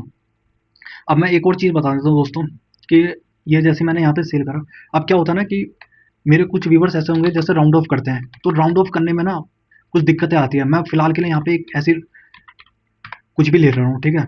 अब देखिए यहाँ पे क्या आ रहा है, 451.50, ये एग्जाम्पल दे रहा हूँ मैं भी, फिलहाल जानबूझ के मैंने गलत करा है। अब यहाँ पे क्या है ना, राउंड ऑफ लगाते हैं, जैसे राउंड ऑफ है ना, राउंड ऑफ इनडायरेक्ट एक्सपेंस पे आता है, ठीक है। यहाँ पे आने के बाद हम इसे अब यहाँ पे क्या करते हैं, कंट्रोल ए के साथ ऐसे ही सेव कर देते हैं, ठीक है। यहाँ पे कंट्रोल ए के साथ ऐसे ही सेव कर देते हैं, ये गलत होता है दोस्तों। ध्यान रखना, जिसमें जीएसटी का एलिमेंट नहीं है, जिसमें टैक्स का एलिमेंट नहीं है, वहाँ पे एप्लीकेबल ना करके नॉट एप्लीकेबल करना होता है वहाँ पे, और कंट्रोल ए के साथ सेव। अब क्या करते हैं हमारे ना कुछ व्यूअर्स, यहाँ पे करेंगे पॉइंट और 50 हैंडसेट क्या करते हैं, उसे पेस्ट करते हैं। अब मैं आपको दिखाता हूँ कैसे करना होता है, ऑटोमेटिक आना चाहिए। यहाँ पे आइए, यहाँ लिखिए राउंड ऑफ, राउंड ऑफ को यहाँ आइए, यहाँ पे आने के बाद यहाँ लीजिए इनवॉइस राउंडिंग लीजिए और नॉर्मल में करके कंट्रोल एक, यहाँ पे एक प्रेस करके कंट्रोल ए के साथ सेव कर लें, खुद ही ऑटोमेटिक आ गया, देख लीजिए यहाँ पे आ गया ना ऑटोमेटिक। मैं क्या कह रहा हूँ, टैली पे जो भी काम करें सब कुछ ऑटोमेटिक है दोस्तों, ऑटोमेटिक ही टैक्स आना चाहिए, सब कुछ ऑटोमेटिक होना चाहिए। कुछ चीज़ें आप जैसे आइटम वगैरह जो आप बना के डालें, लेकिन टैक्स का जो एलिमेंट है वो खुद आना चाहिए। अब मैं इसको ठीक कर लेता हूँ यहाँ से, जैसे मैंने राउंड ऑफ आपको समझाया वैसे ही आप अपने ऑफिस में भी कर लेना एक बार। अगर कोई व्यूवर्स हमारे देख रहे हैं जो नहीं कर पा रहे हैं ऐसे, तो आप कर सकते हैं बाद में, ठीक है ना। अब मैं कंट्रोल ए के साथ इसको सेव कर लेता हूँ, ये सेव कर लिया, तो ये सेल मैंने अब सेव कर लिया। अब मैं आपको लेके चलता हूँ, यहाँ दिखाता हूँ एक बार आके। सबसे पहले परचेज मैंने आपको दिखा दिया, परचेज मैंने बना लिया है। और मजे की बात मैं आपको दिखाता हूँ, डिस्प्ले अकाउंट लीजिए, देखिए डिस्प्ले में जाइए और फिर उसके बाद किस में आइए, स्टैच्यूटरी ऑडिट रिपोर्ट में, और यहाँ पे GST-R1 में आइए। यहाँ देखिए कुछ भी गलती है नहीं है, सारी चीज़ आ रही है मेरे पास। हमारी सेल भी बुक हो गई है और हमारा आउटपुट भी बुक हो चुका है, ठीक है। अब मैं आपको दिखाता हूँ, यहाँ पे आइए। अब बात करते हैं डेबिट और क्रेडिट नोट के ऊपर, जो कि आइटम वाइज है। अब मैं क्या कर रहा हूँ यहाँ पे 11 जून को purchase return to receive Ravi Traders. अब मैं परचेस रिटर्न कर रहा हूँ किसको, रवि ट्रेडर्स को कर रहा हूँ, बिल नंबर 255 का। अब यहाँ पे सब सेक्शन 3 और 4 of section 34 of GST act 2017, ये अभी आपने सेक्शन 34 पढ़ा था ना, उसका सब सेक्शन 3 और सब सेक्शन 4, तो उसकी बात करता है यहाँ पे। अब मैं यहाँ पे आपको दिखाता हूँ डेबिट नोट के केस में। अब आप लोगों को क्या लगता है, मेरे कुछ व्यूवर्स ऐसे होंगे उनको लगता है कि सप्लायर क्या करेगा, क्रेडिट नोट देगा, रेसिपेंट क्या होगा, रेसिपेंट क्या होगा, डेबिट नोट देगा। अरे भाई साहब ऐसा नहीं होता, यहाँ पे सप्लायर और रेसिपेंट दोनों ही क्या कर रहे हैं, सप्लायर ही डेबिट नोट दे रहा है और रिसिप और सप्लायर ही क्या दे रहा है, क्रेडिट नोट दे रहा है। दोनों केस में डेबिट और क्रेडिट नोट कौन दे रहा है, सप्लायर दे रहा है इस केस में। अभी आपको और दिखाता हूँ मैं। यहाँ पे 11 जून की बात करते हैं, 11 जून की बात करते हैं। तो 11 जून की बात हो रही है, किसके केस में हो रहा है देखिए, रवि ट्रेडर्स। तो रवि ट्रेडर्स को ले लेंगे, रवि ट्रेडर्स के यहाँ पे इनवाइस, ओरिजिनल इनवाइस नंबर क्या था, 255। डेट ओरिजिनल क्या थी इसकी, ठीक है ना, ओरिजिनल डेट की बात कर रहा है। तो ओरिजिनल डेट मैं आपको बता दूं यहाँ पे क्या थी, 5 जून। आपको इस तरीके से ही काम करना है जैसा मैं बता रहा हूँ दोस्तों, ठीक है ना। रवि ट्रेडर्स ले लिया मैंने यहाँ पे। अब आइटम में ले लेते हैं, आइटम कौन कौन सा है इसमें, आइटम बी, जो कि आइटम बी में एक इनवाइस था 10,000 रुपये का, ठीक है ना। यहाँ पे परचेज आ रहा है खुद ही ऑटोमेटिक। अब यहाँ पे क्या करता है ना, कि यहाँ पे परचेज रिटर्न का अकाउंट बनाते हैं, purchase return, purchase sale return वगैरह ये सब नहीं, सब परचेज से ही होगा। इसे कहता है दोस्तों प्रॉपर अकाउंटिंग। अगर आपको मजा आ रहा है तो प्लीज लाइक और सब्सक्राइब, जैसे मैं बता रहा हूँ वैसे। देखिए 5,000 ये मैंने यहाँ डाला, परचेज आ गया, ठीक है ना। और इसमें कितना था, इसमें था CGST और SGST। अब यहाँ पे आएंगे, यहाँ पे क्या होता है ये देखिए, यहाँ पे आएंगे, यहाँ क्या लिख रखा है, प्रोवाइड GST डिटेल। अब GST डिटेल को प्रोवाइड करवाना है, तो यहाँ पे क्या लिखा हुआ है देखिए। अब मैंने क्या करा कि डेबिट नोट, मेरे पास डेबिट नोट सब। अब डेबिट नोट कौन दे रहा है, डेबिट नोट मैं अपने यहाँ पे जनरेट कर रहा हूँ, समझ रहे हैं आप लोग, क्रेडिट नोट के बेस पे। तो क्रेडिट नोट किसने दिया, रेसिपेंट ने दिया है, वो सॉरी रेसिपेंट कर रहा हूँ मैं, सप्लायर ने दिया। सप्लायर कौन है, रवि ट्रेडर्स, उसने सप्लाई करा है। मैं आपको एक बार दिखा देता हूँ, यहाँ पे देखिए, यहाँ पे मैं डेबिट नोट चला रहा हूँ, किसके अगेंस्ट में, रवि ट्रेडर्स के। रवि ट्रेडर्स को मैंने माल वापसी करा है, ठीक है ना। और वहां से वो मेरे को क्या देगा, क्रेडिट नोट देगा। और क्रेडिट नोट को वो GSTR 1 में चढ़ाएगा, और डेबिट नोट मेरे यहाँ पे कहाँ दिखेगा, GSTR 2B में, ठीक है ना। मेरे मेरे यहाँ पे क्या दिखेगा, क्रेडिट नोट GSTR 2B में दिखेगा, debit note as a debit note, ठीक है ना। तो सप्लायर ही GSTR 1 में रिटर्न डालेगा, किसकी, आउट वो क्रेडिट नोट की। मैं यहाँ पे आऊंगा, तो यहाँ पे मैं ले लूंगा, यहाँ पे देखिए, यहाँ देखिए क्या लिख रखा है, cell return, post sale discount, अभी बताऊंगा ये वाला, डेफिशिएंसी सर्विस, ये सब कुछ अगर आपने फाइनलाइज करा है, उसमें कोई प्रोविजन असेसमेंट हुई है या अदर, तो मैं यहाँ पे अदर में चले जाता हूँ फिलहाल, है ना। फिलहाल क्या जाना ही है उसमें। उसके बाद देखिए यहाँ पे, अब ये कह रहा है सप्लायर का डेबिट और क्रेडिट नोट नंबर। तो सप्लायर ने क्या दिया है, मुझे क्रेडिट नोट नंबर दिया होगा, तो जो भी उसका क्रेडिट नोट नंबर होगा, उसकी डेट जो होगी वो लिखे, और यहाँ पे कंट्रोल के साथ नाउ सेव कर लूंगा। ये देखिए कंट्रोल के साथ सेव, ऐसे होती है एंट्री दोस्तों। अब एक और चीज़ बता दूं, यहाँ पे एक और है, यहाँ पे लिखा है 9 जून को क्या होता है, कि सेल रिटर्न करिए, किसको, सेल रिटर्न किसने करी है देखिए, cell return from Rohit enterprise, है ना, अगेंस्ट बिल नंबर 18। अब क्या रहा है, मैंने क्या करा कि अब मैं क्रेडिट नोट जनरेट कर रहा हूँ, यहाँ पे देखिए। अब मैं क्या कर रहा हूँ, क्रेडिट नोट जनरेट कर रहा हूँ, यहाँ देखिए क्रेडिट नोट क्या कर रहा हूँ, मैं जनरेट कर रहा हूँ। तो आइए यहाँ पे, ये आएंगे यहाँ पे, और क्रेडिट नोट मैं बता रहा हूँ यहाँ पे रोहित, यहाँ ये।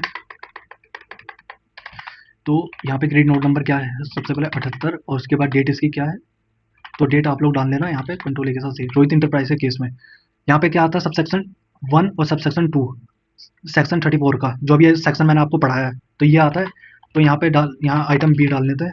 यहाँ पे आइटम बी इन्होंने क्या करा है, आइटम बी एक लेंगे, और यहाँ पे आने के बाद IGST मैं यहाँ ले लूँगा, और ये सेव। और यहाँ पे अब मैं क्या कर रहा हूँ, सेल रिटर्न कर रहा हूँ, यहाँ पे मैं क्रेडिट, अब मैं यहाँ पे क्या दे रहा हूँ, क्रेडिट नोट दे रहा हूँ, किसको, रोहित को। उसने मेरे को क्या करा है, अपना गुड्स, अपना जो गुड्स मैंने जो सेल करा था उसने रिटर्न करा है गुड्स। तो मैं यहाँ पे क्या कर रहा हूँ, क्रेडिट नोट जनरेट कर रहा हूँ। तो यहाँ पे सेल रिटर्न मैंने डाल दिया अपने वाले केस में। अब बायर का जो डेबिट नोट होगा, वहाँ पे जो उसने अपने यहाँ पे चढ़ा रखा होगा, वो यहाँ पे आ जाएगा, जो भी है, ठीक है ना, अगेंस्ट बिल नंबर और कंट्रोल के साथ सेव। अब मैं आपको दिखाता हूँ, यहाँ आइए, सबसे पहले लेजर में आइए, यहाँ आइए रोहित। अब देखिए दोस्तों, यहाँ आइए, ये देखिए क्या हुआ है, यहाँ देखिए मैंने सेल करा था सॉरी, मैंने सेल करा था 44,600 का, 10,500 का रिटर्न हो गया।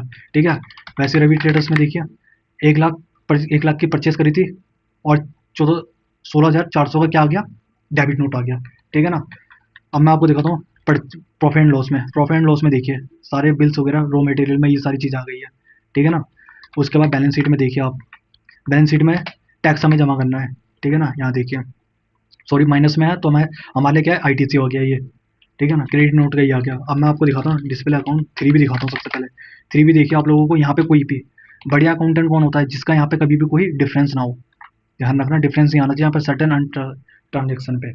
ठीक है ना। और यहाँ देखिए, ये देखिए सेल, देख रहे हैं आप लोग, इस तरीके से एंट्री पास की जाती है। यहाँ पे मैंने सेल करा और क्रेडिट नोट कहाँ गया, माइनस में। तो एक्चुअल में सेल कितनी होगी, 30,000 और 4100 रुपये का उसमें टैक्स बन गया हमारा। ठीक है। अब उसके बाद यहाँ ये इनपुट टैक्स, इनपुट टैक्स में क्या हो रहा है यहाँ भी देखिए, परचेज मैंने कितने की करी थी 9500 की, और मेरा डेबिट नोट आया 15,000 का। तो एक्चुअल में सेल परचेज कितनी की करी मैंने, 80,000 रुपये की। और जो टैक्स बना 5250, पहले टैक्स कितना बन रहा था विदाउट डेबिट नोट, 5,950 रुपये। 700 का अगर डेबिट नोट आया माइनस में, डेबिट नोट आने के बाद 52,000, वो 5,250 रुपये मेरा अब इनपुट बच गया। तो इस तरीके से एंट्री की जाती है दोस्तों। ठीक है ना। आप लोगों को आई होप आपको समझ में आया होगा अच्छे तरीके से। अब इंपॉर्टेंट कहानी यहाँ से शुरू होती है दोस्तों। तो ये तो था आइटम वाइज। ठीक है ना, आइटम में किस तरीके से एंट्री पास की जाती है। अब बात करते हैं यहाँ पे डेबिट नोट क्रेडिट नोट की, जो कि अकाउंटिंग इनवाइस की बात करता है। अब यहाँ पे देखिए, इसको समझना बहुत जरूरी है। यहाँ पे अभी मैंने यहाँ पे अभी मैंने आपको क्या पढ़ाया था, सबसेक्शन 3 ऑफ सेक्शन 15 का, सीजीएसटी एक्ट का, ये पढ़ाया था मैंने अभी आपको, है ना। इसको अंडरस्टैंड एक बार आप पढ़ लेना। मैं यहाँ पे पोस्ट सेल डिस्काउंट की बात करता है। प्री सेल डिस्काउंट तो आप लोगों को पता है कि जब मैंने बिल लिया तो सप्लायर ने मुझे कहा कि ये बिल 1,000 रुपये का है, मान लीजिए गुड्स 1,000 रुपये का, 200 रुपये का क्या है टैक्स, 200 रुपये का डिस्काउंट है। तो उसने क्या करा, 200 काट के 800 रुपये क्या लगा दिया उसने, जीएसटी।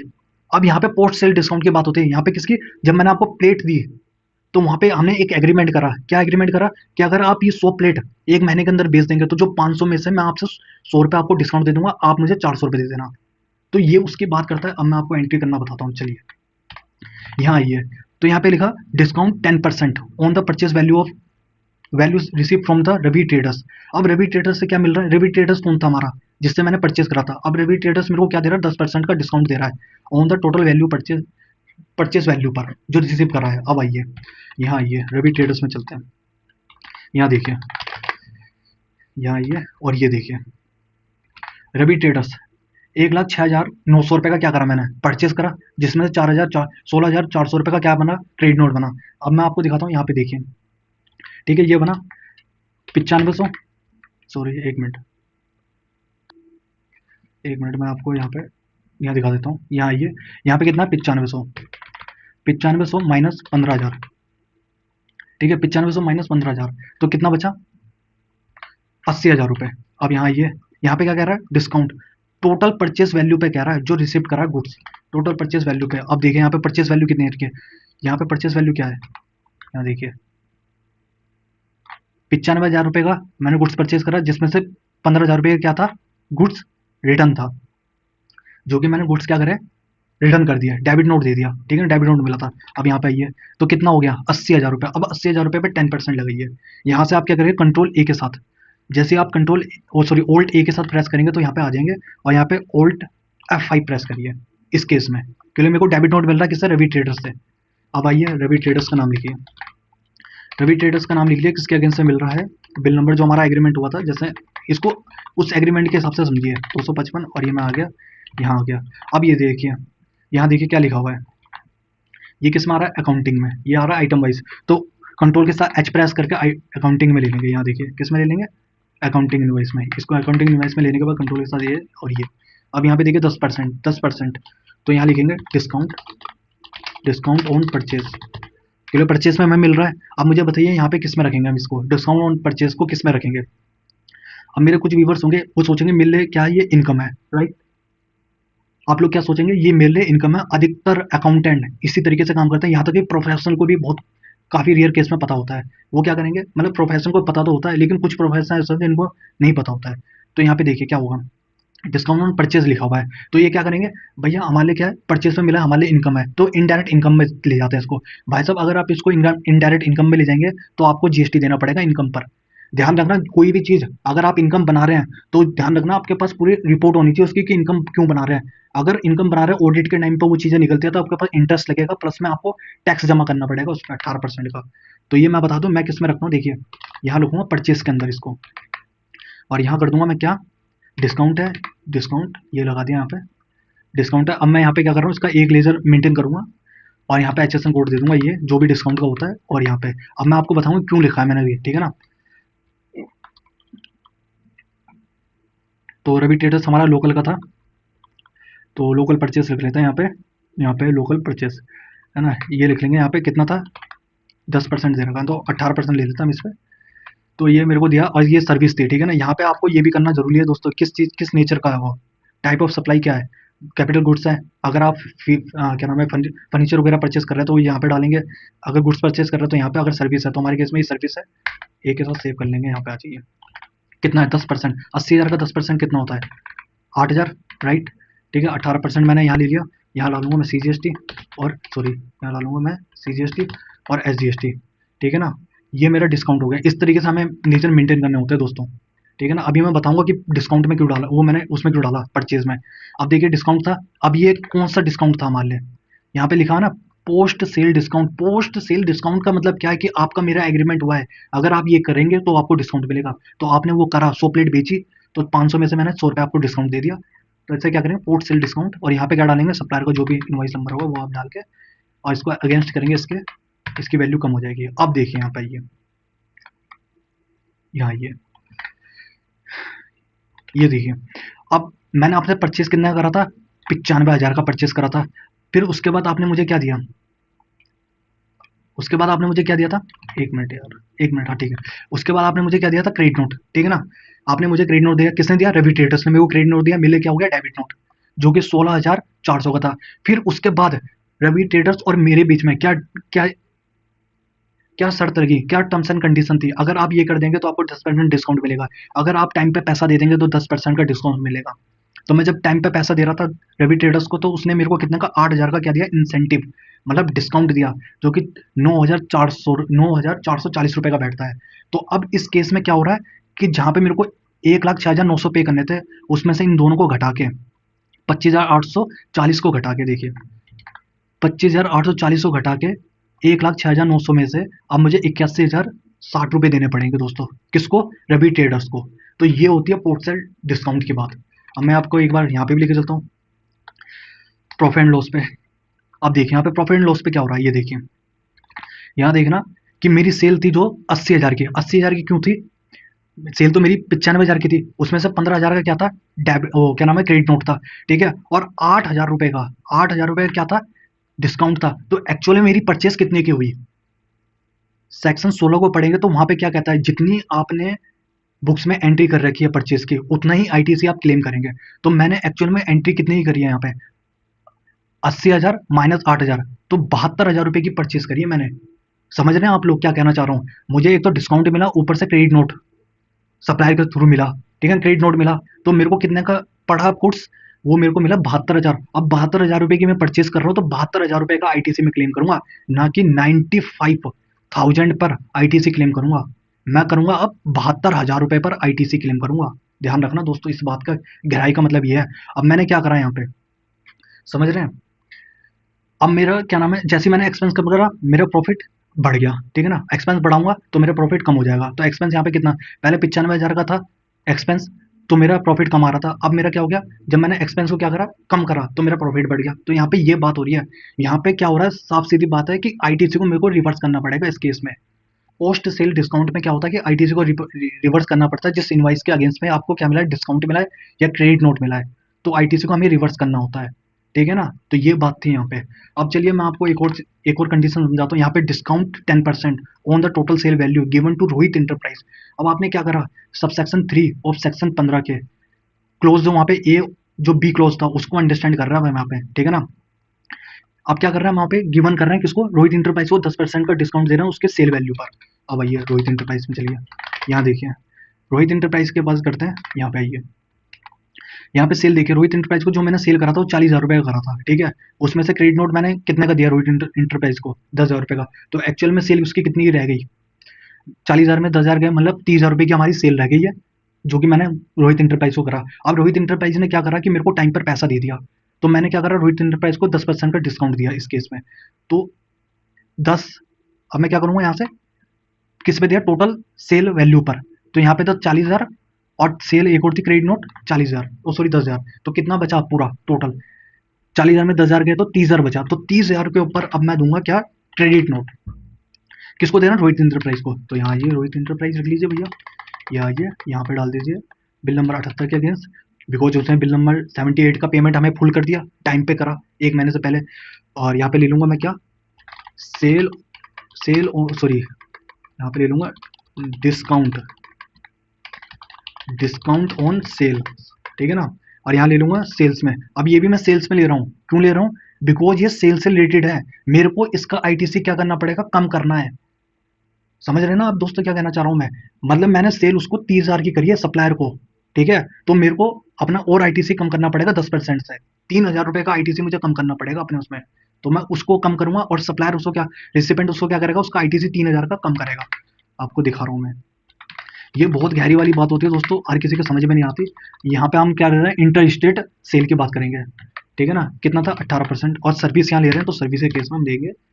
अब आइए यहाँ पे कह रहा है 10%। तो 40,000 की सेल करी थी मैंने और 10,000 रुपये का डिस्काउंट था, तो बच्चे कितने, 30,000। 30,000 का 10% करेंगे तो 3,000 आएगा, राइट।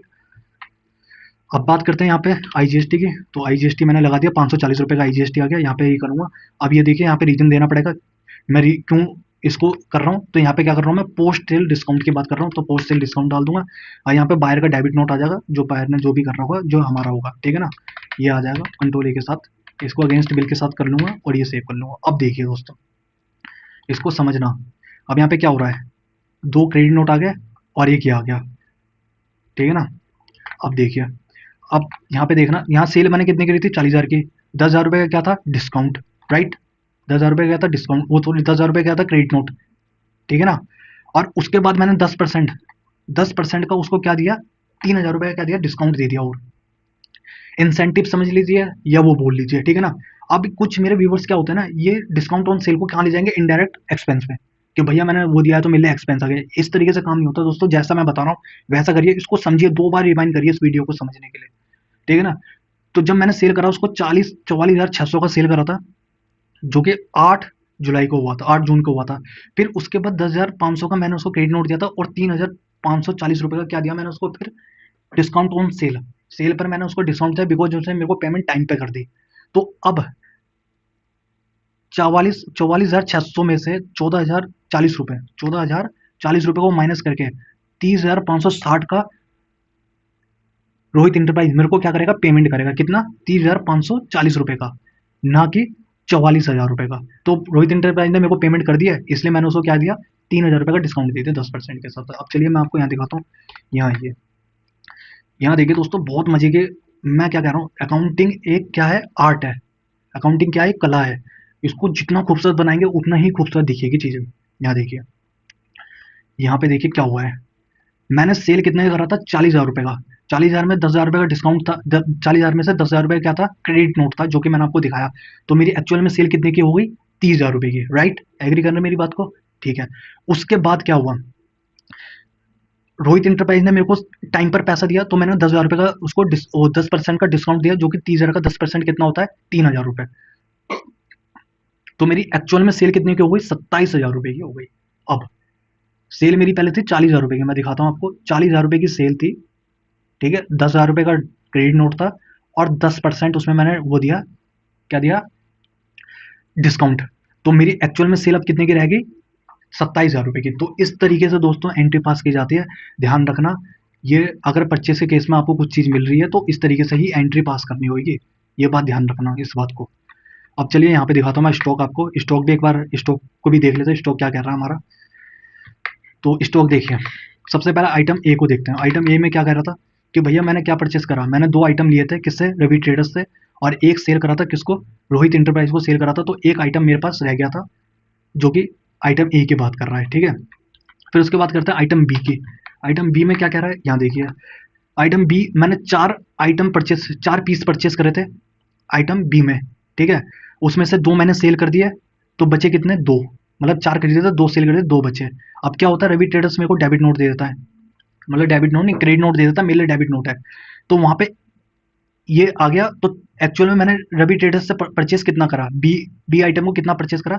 मैंने सिर्फ 3 पीस परचेस करे हैं रवि ट्रेडर्स से आइटम बी को, बिकॉज एक का मेरे पास क्या आ गया, क्रेडिट नोट आ गया, है ना, जो कि मेरे लिए डेबिट नोट था। तो यहाँ पे, और उसके बाद फिर मेरे को क्या करा, मैंने भी एक क्रेडिट नोट दिया किसको, रोहित इंटरप्राइज को, जो कि मैंने 2 सेल करे थे, जिसमें से अब मैंने एक मेरे पास रह गया, 1 पीस, ठीक है ना। 2 सेल करे थे, 2 में से 1, तो 1 पीस। तो एक्चुअल में मेरे पास अभी 2 पीस बचे हैं लेटेस्ट में आइटम बी में। तो इस तरीके से अंडरस्टैंड की जाती है दोस्तों चीज़ें। और इसके बाद मैं आपको दिखाता हूँ आइटम सी।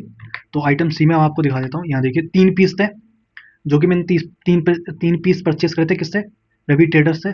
एक माइनस कर दिया, तो एक्चुअली मैंने परचेस कितना करा, 1 पीस, 2 पीस करे, तो ये मेरे आइटम रह गए, ठीक है। तो दोस्तों इस तरीके से हमें सारी चीज़ें करनी होती है। मैंने आई होप आपको काफ़ी अंडरस्टैंड करवा दिया है।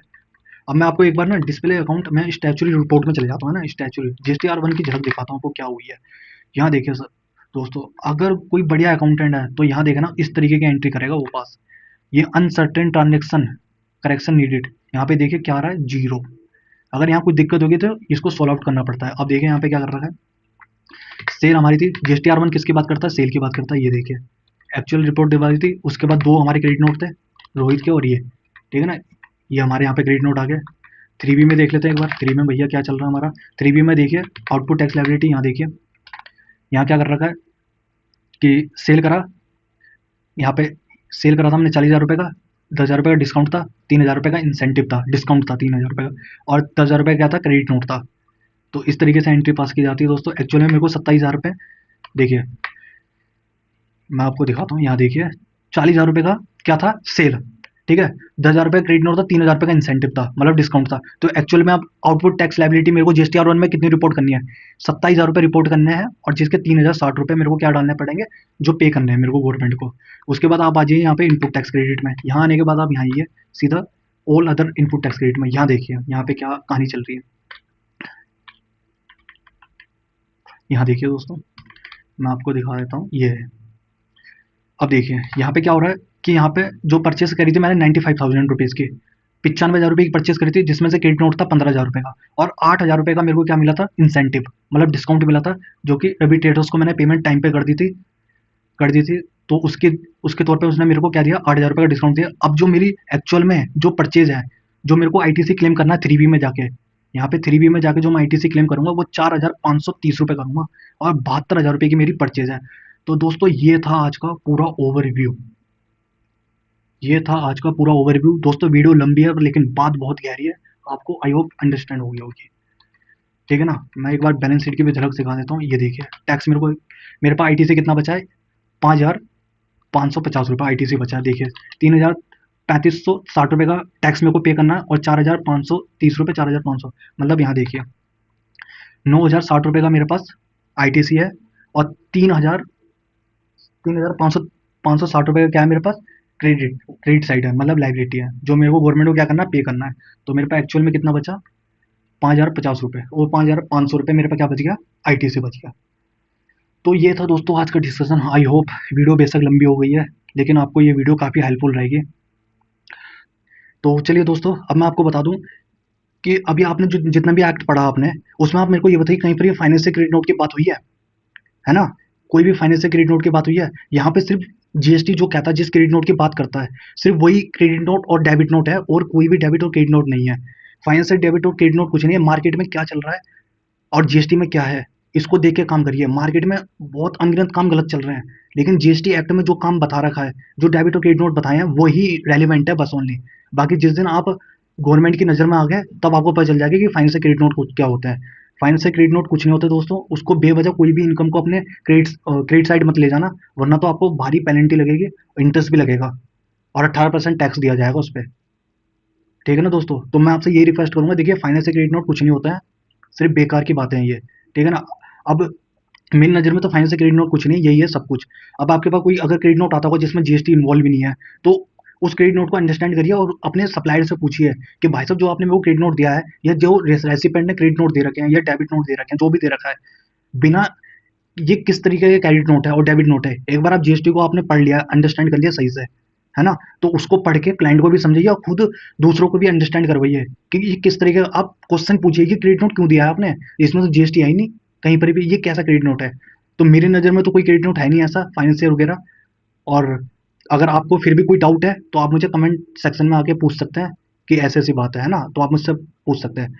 मैं आपको ये बता दूँ दोस्तों, जब भी आप अपनी लाइफ में कुछ भी काम करें, फुल पेशेंस के साथ करिए। वीडियो देखें, पेशेंस के साथ देखें और समझिए उसको। और जो भी मैं अपनी वीडियो बना रहा हूँ, मैं सारी आई बटन पे लिंक दे दूँगा, डिस्क्रिप्शन पे लिंक डाल दूँगा। और एक बात मैं आपसे रिक्वेस्ट करूँगा दोस्तों कि जितनी भी चीज़ें मैं बता रहा हूँ, उसको अपनी लाइफ में इनकॉर्पोरेट करें, समझें उस चीज़ को, ठीक है ना? अब क्या होता है ना, कुछ हमारे व्यूअर्स ऐसे होंगे कि भैया क्लाइंट हमारी सुनता नहीं, ये नहीं सुनता, मतलब क्लाइंट को इस तरीके से। मैं बता रहा हूँ ज़िंदगी में कभी भी काम करें, जीएसटी को पढ़ के करें। अगर क्या नाम है, क्लाइंट को जो सॉल्यूशन देना है, कभी भी आप एक्ट पढ़ के क्लाइंट को सॉल्यूशन दें, क्लाइंट को पढ़ के जीएसटी एक्ट में सॉल्यूशन मत ढूँढें दोस्तों, है ना? इस तरीके से काम करेंगे तो आपको बेनिफिट मिलेगा, आपको भी अच्छा लगेगा, ठीक है ना? जीएसटी को पढ़ें, फिर जाके क्लाइंट को क्या करें, कंसल्ट करें, है ना? और ये नहीं कि क्लाइंट को पढ़ के आप जीएसटी में ढूंढ रहे हैं कि जीएसटी एक्ट में ढूंढ रहे हैं कि कहाँ पे क्या चीजें लिखी हुई है, ऐसे नहीं होता, है ना? सबसे पहले एक्ट पढ़ें, फिर उसको दूसरों को प्रोवाइड करवाएं। तो ये थी दोस्तों आज की वीडियो। आई होप आपको काफ़ी हेल्पफुल होगी। और दोस्तों अगर मेरी वीडियो से आपको थोड़ी सी भी हेल्प हो रही है तो प्लीज़ लाइक और सब्सक्राइब माई यूट्यूब चैनल। मैं आप लोगों के लिए मेहनत कर रहा हूँ इतनी ज़्यादा। मैं चाहता हूँ मेरे व्यूवर्स डिपेंडेंट नहीं, सेल्फ डिपेंडेंट बने, है ना? तो जो जो मैंने बात बताई है उनको अपनी लाइफ में इनकॉर्पोरेट करें, आपको काफ़ी बेनिफिट मिलेगा। और दोस्तों thank you for watching this video. I hope this video help to all. Bye bye, take care, have a nice day. धन्यवाद।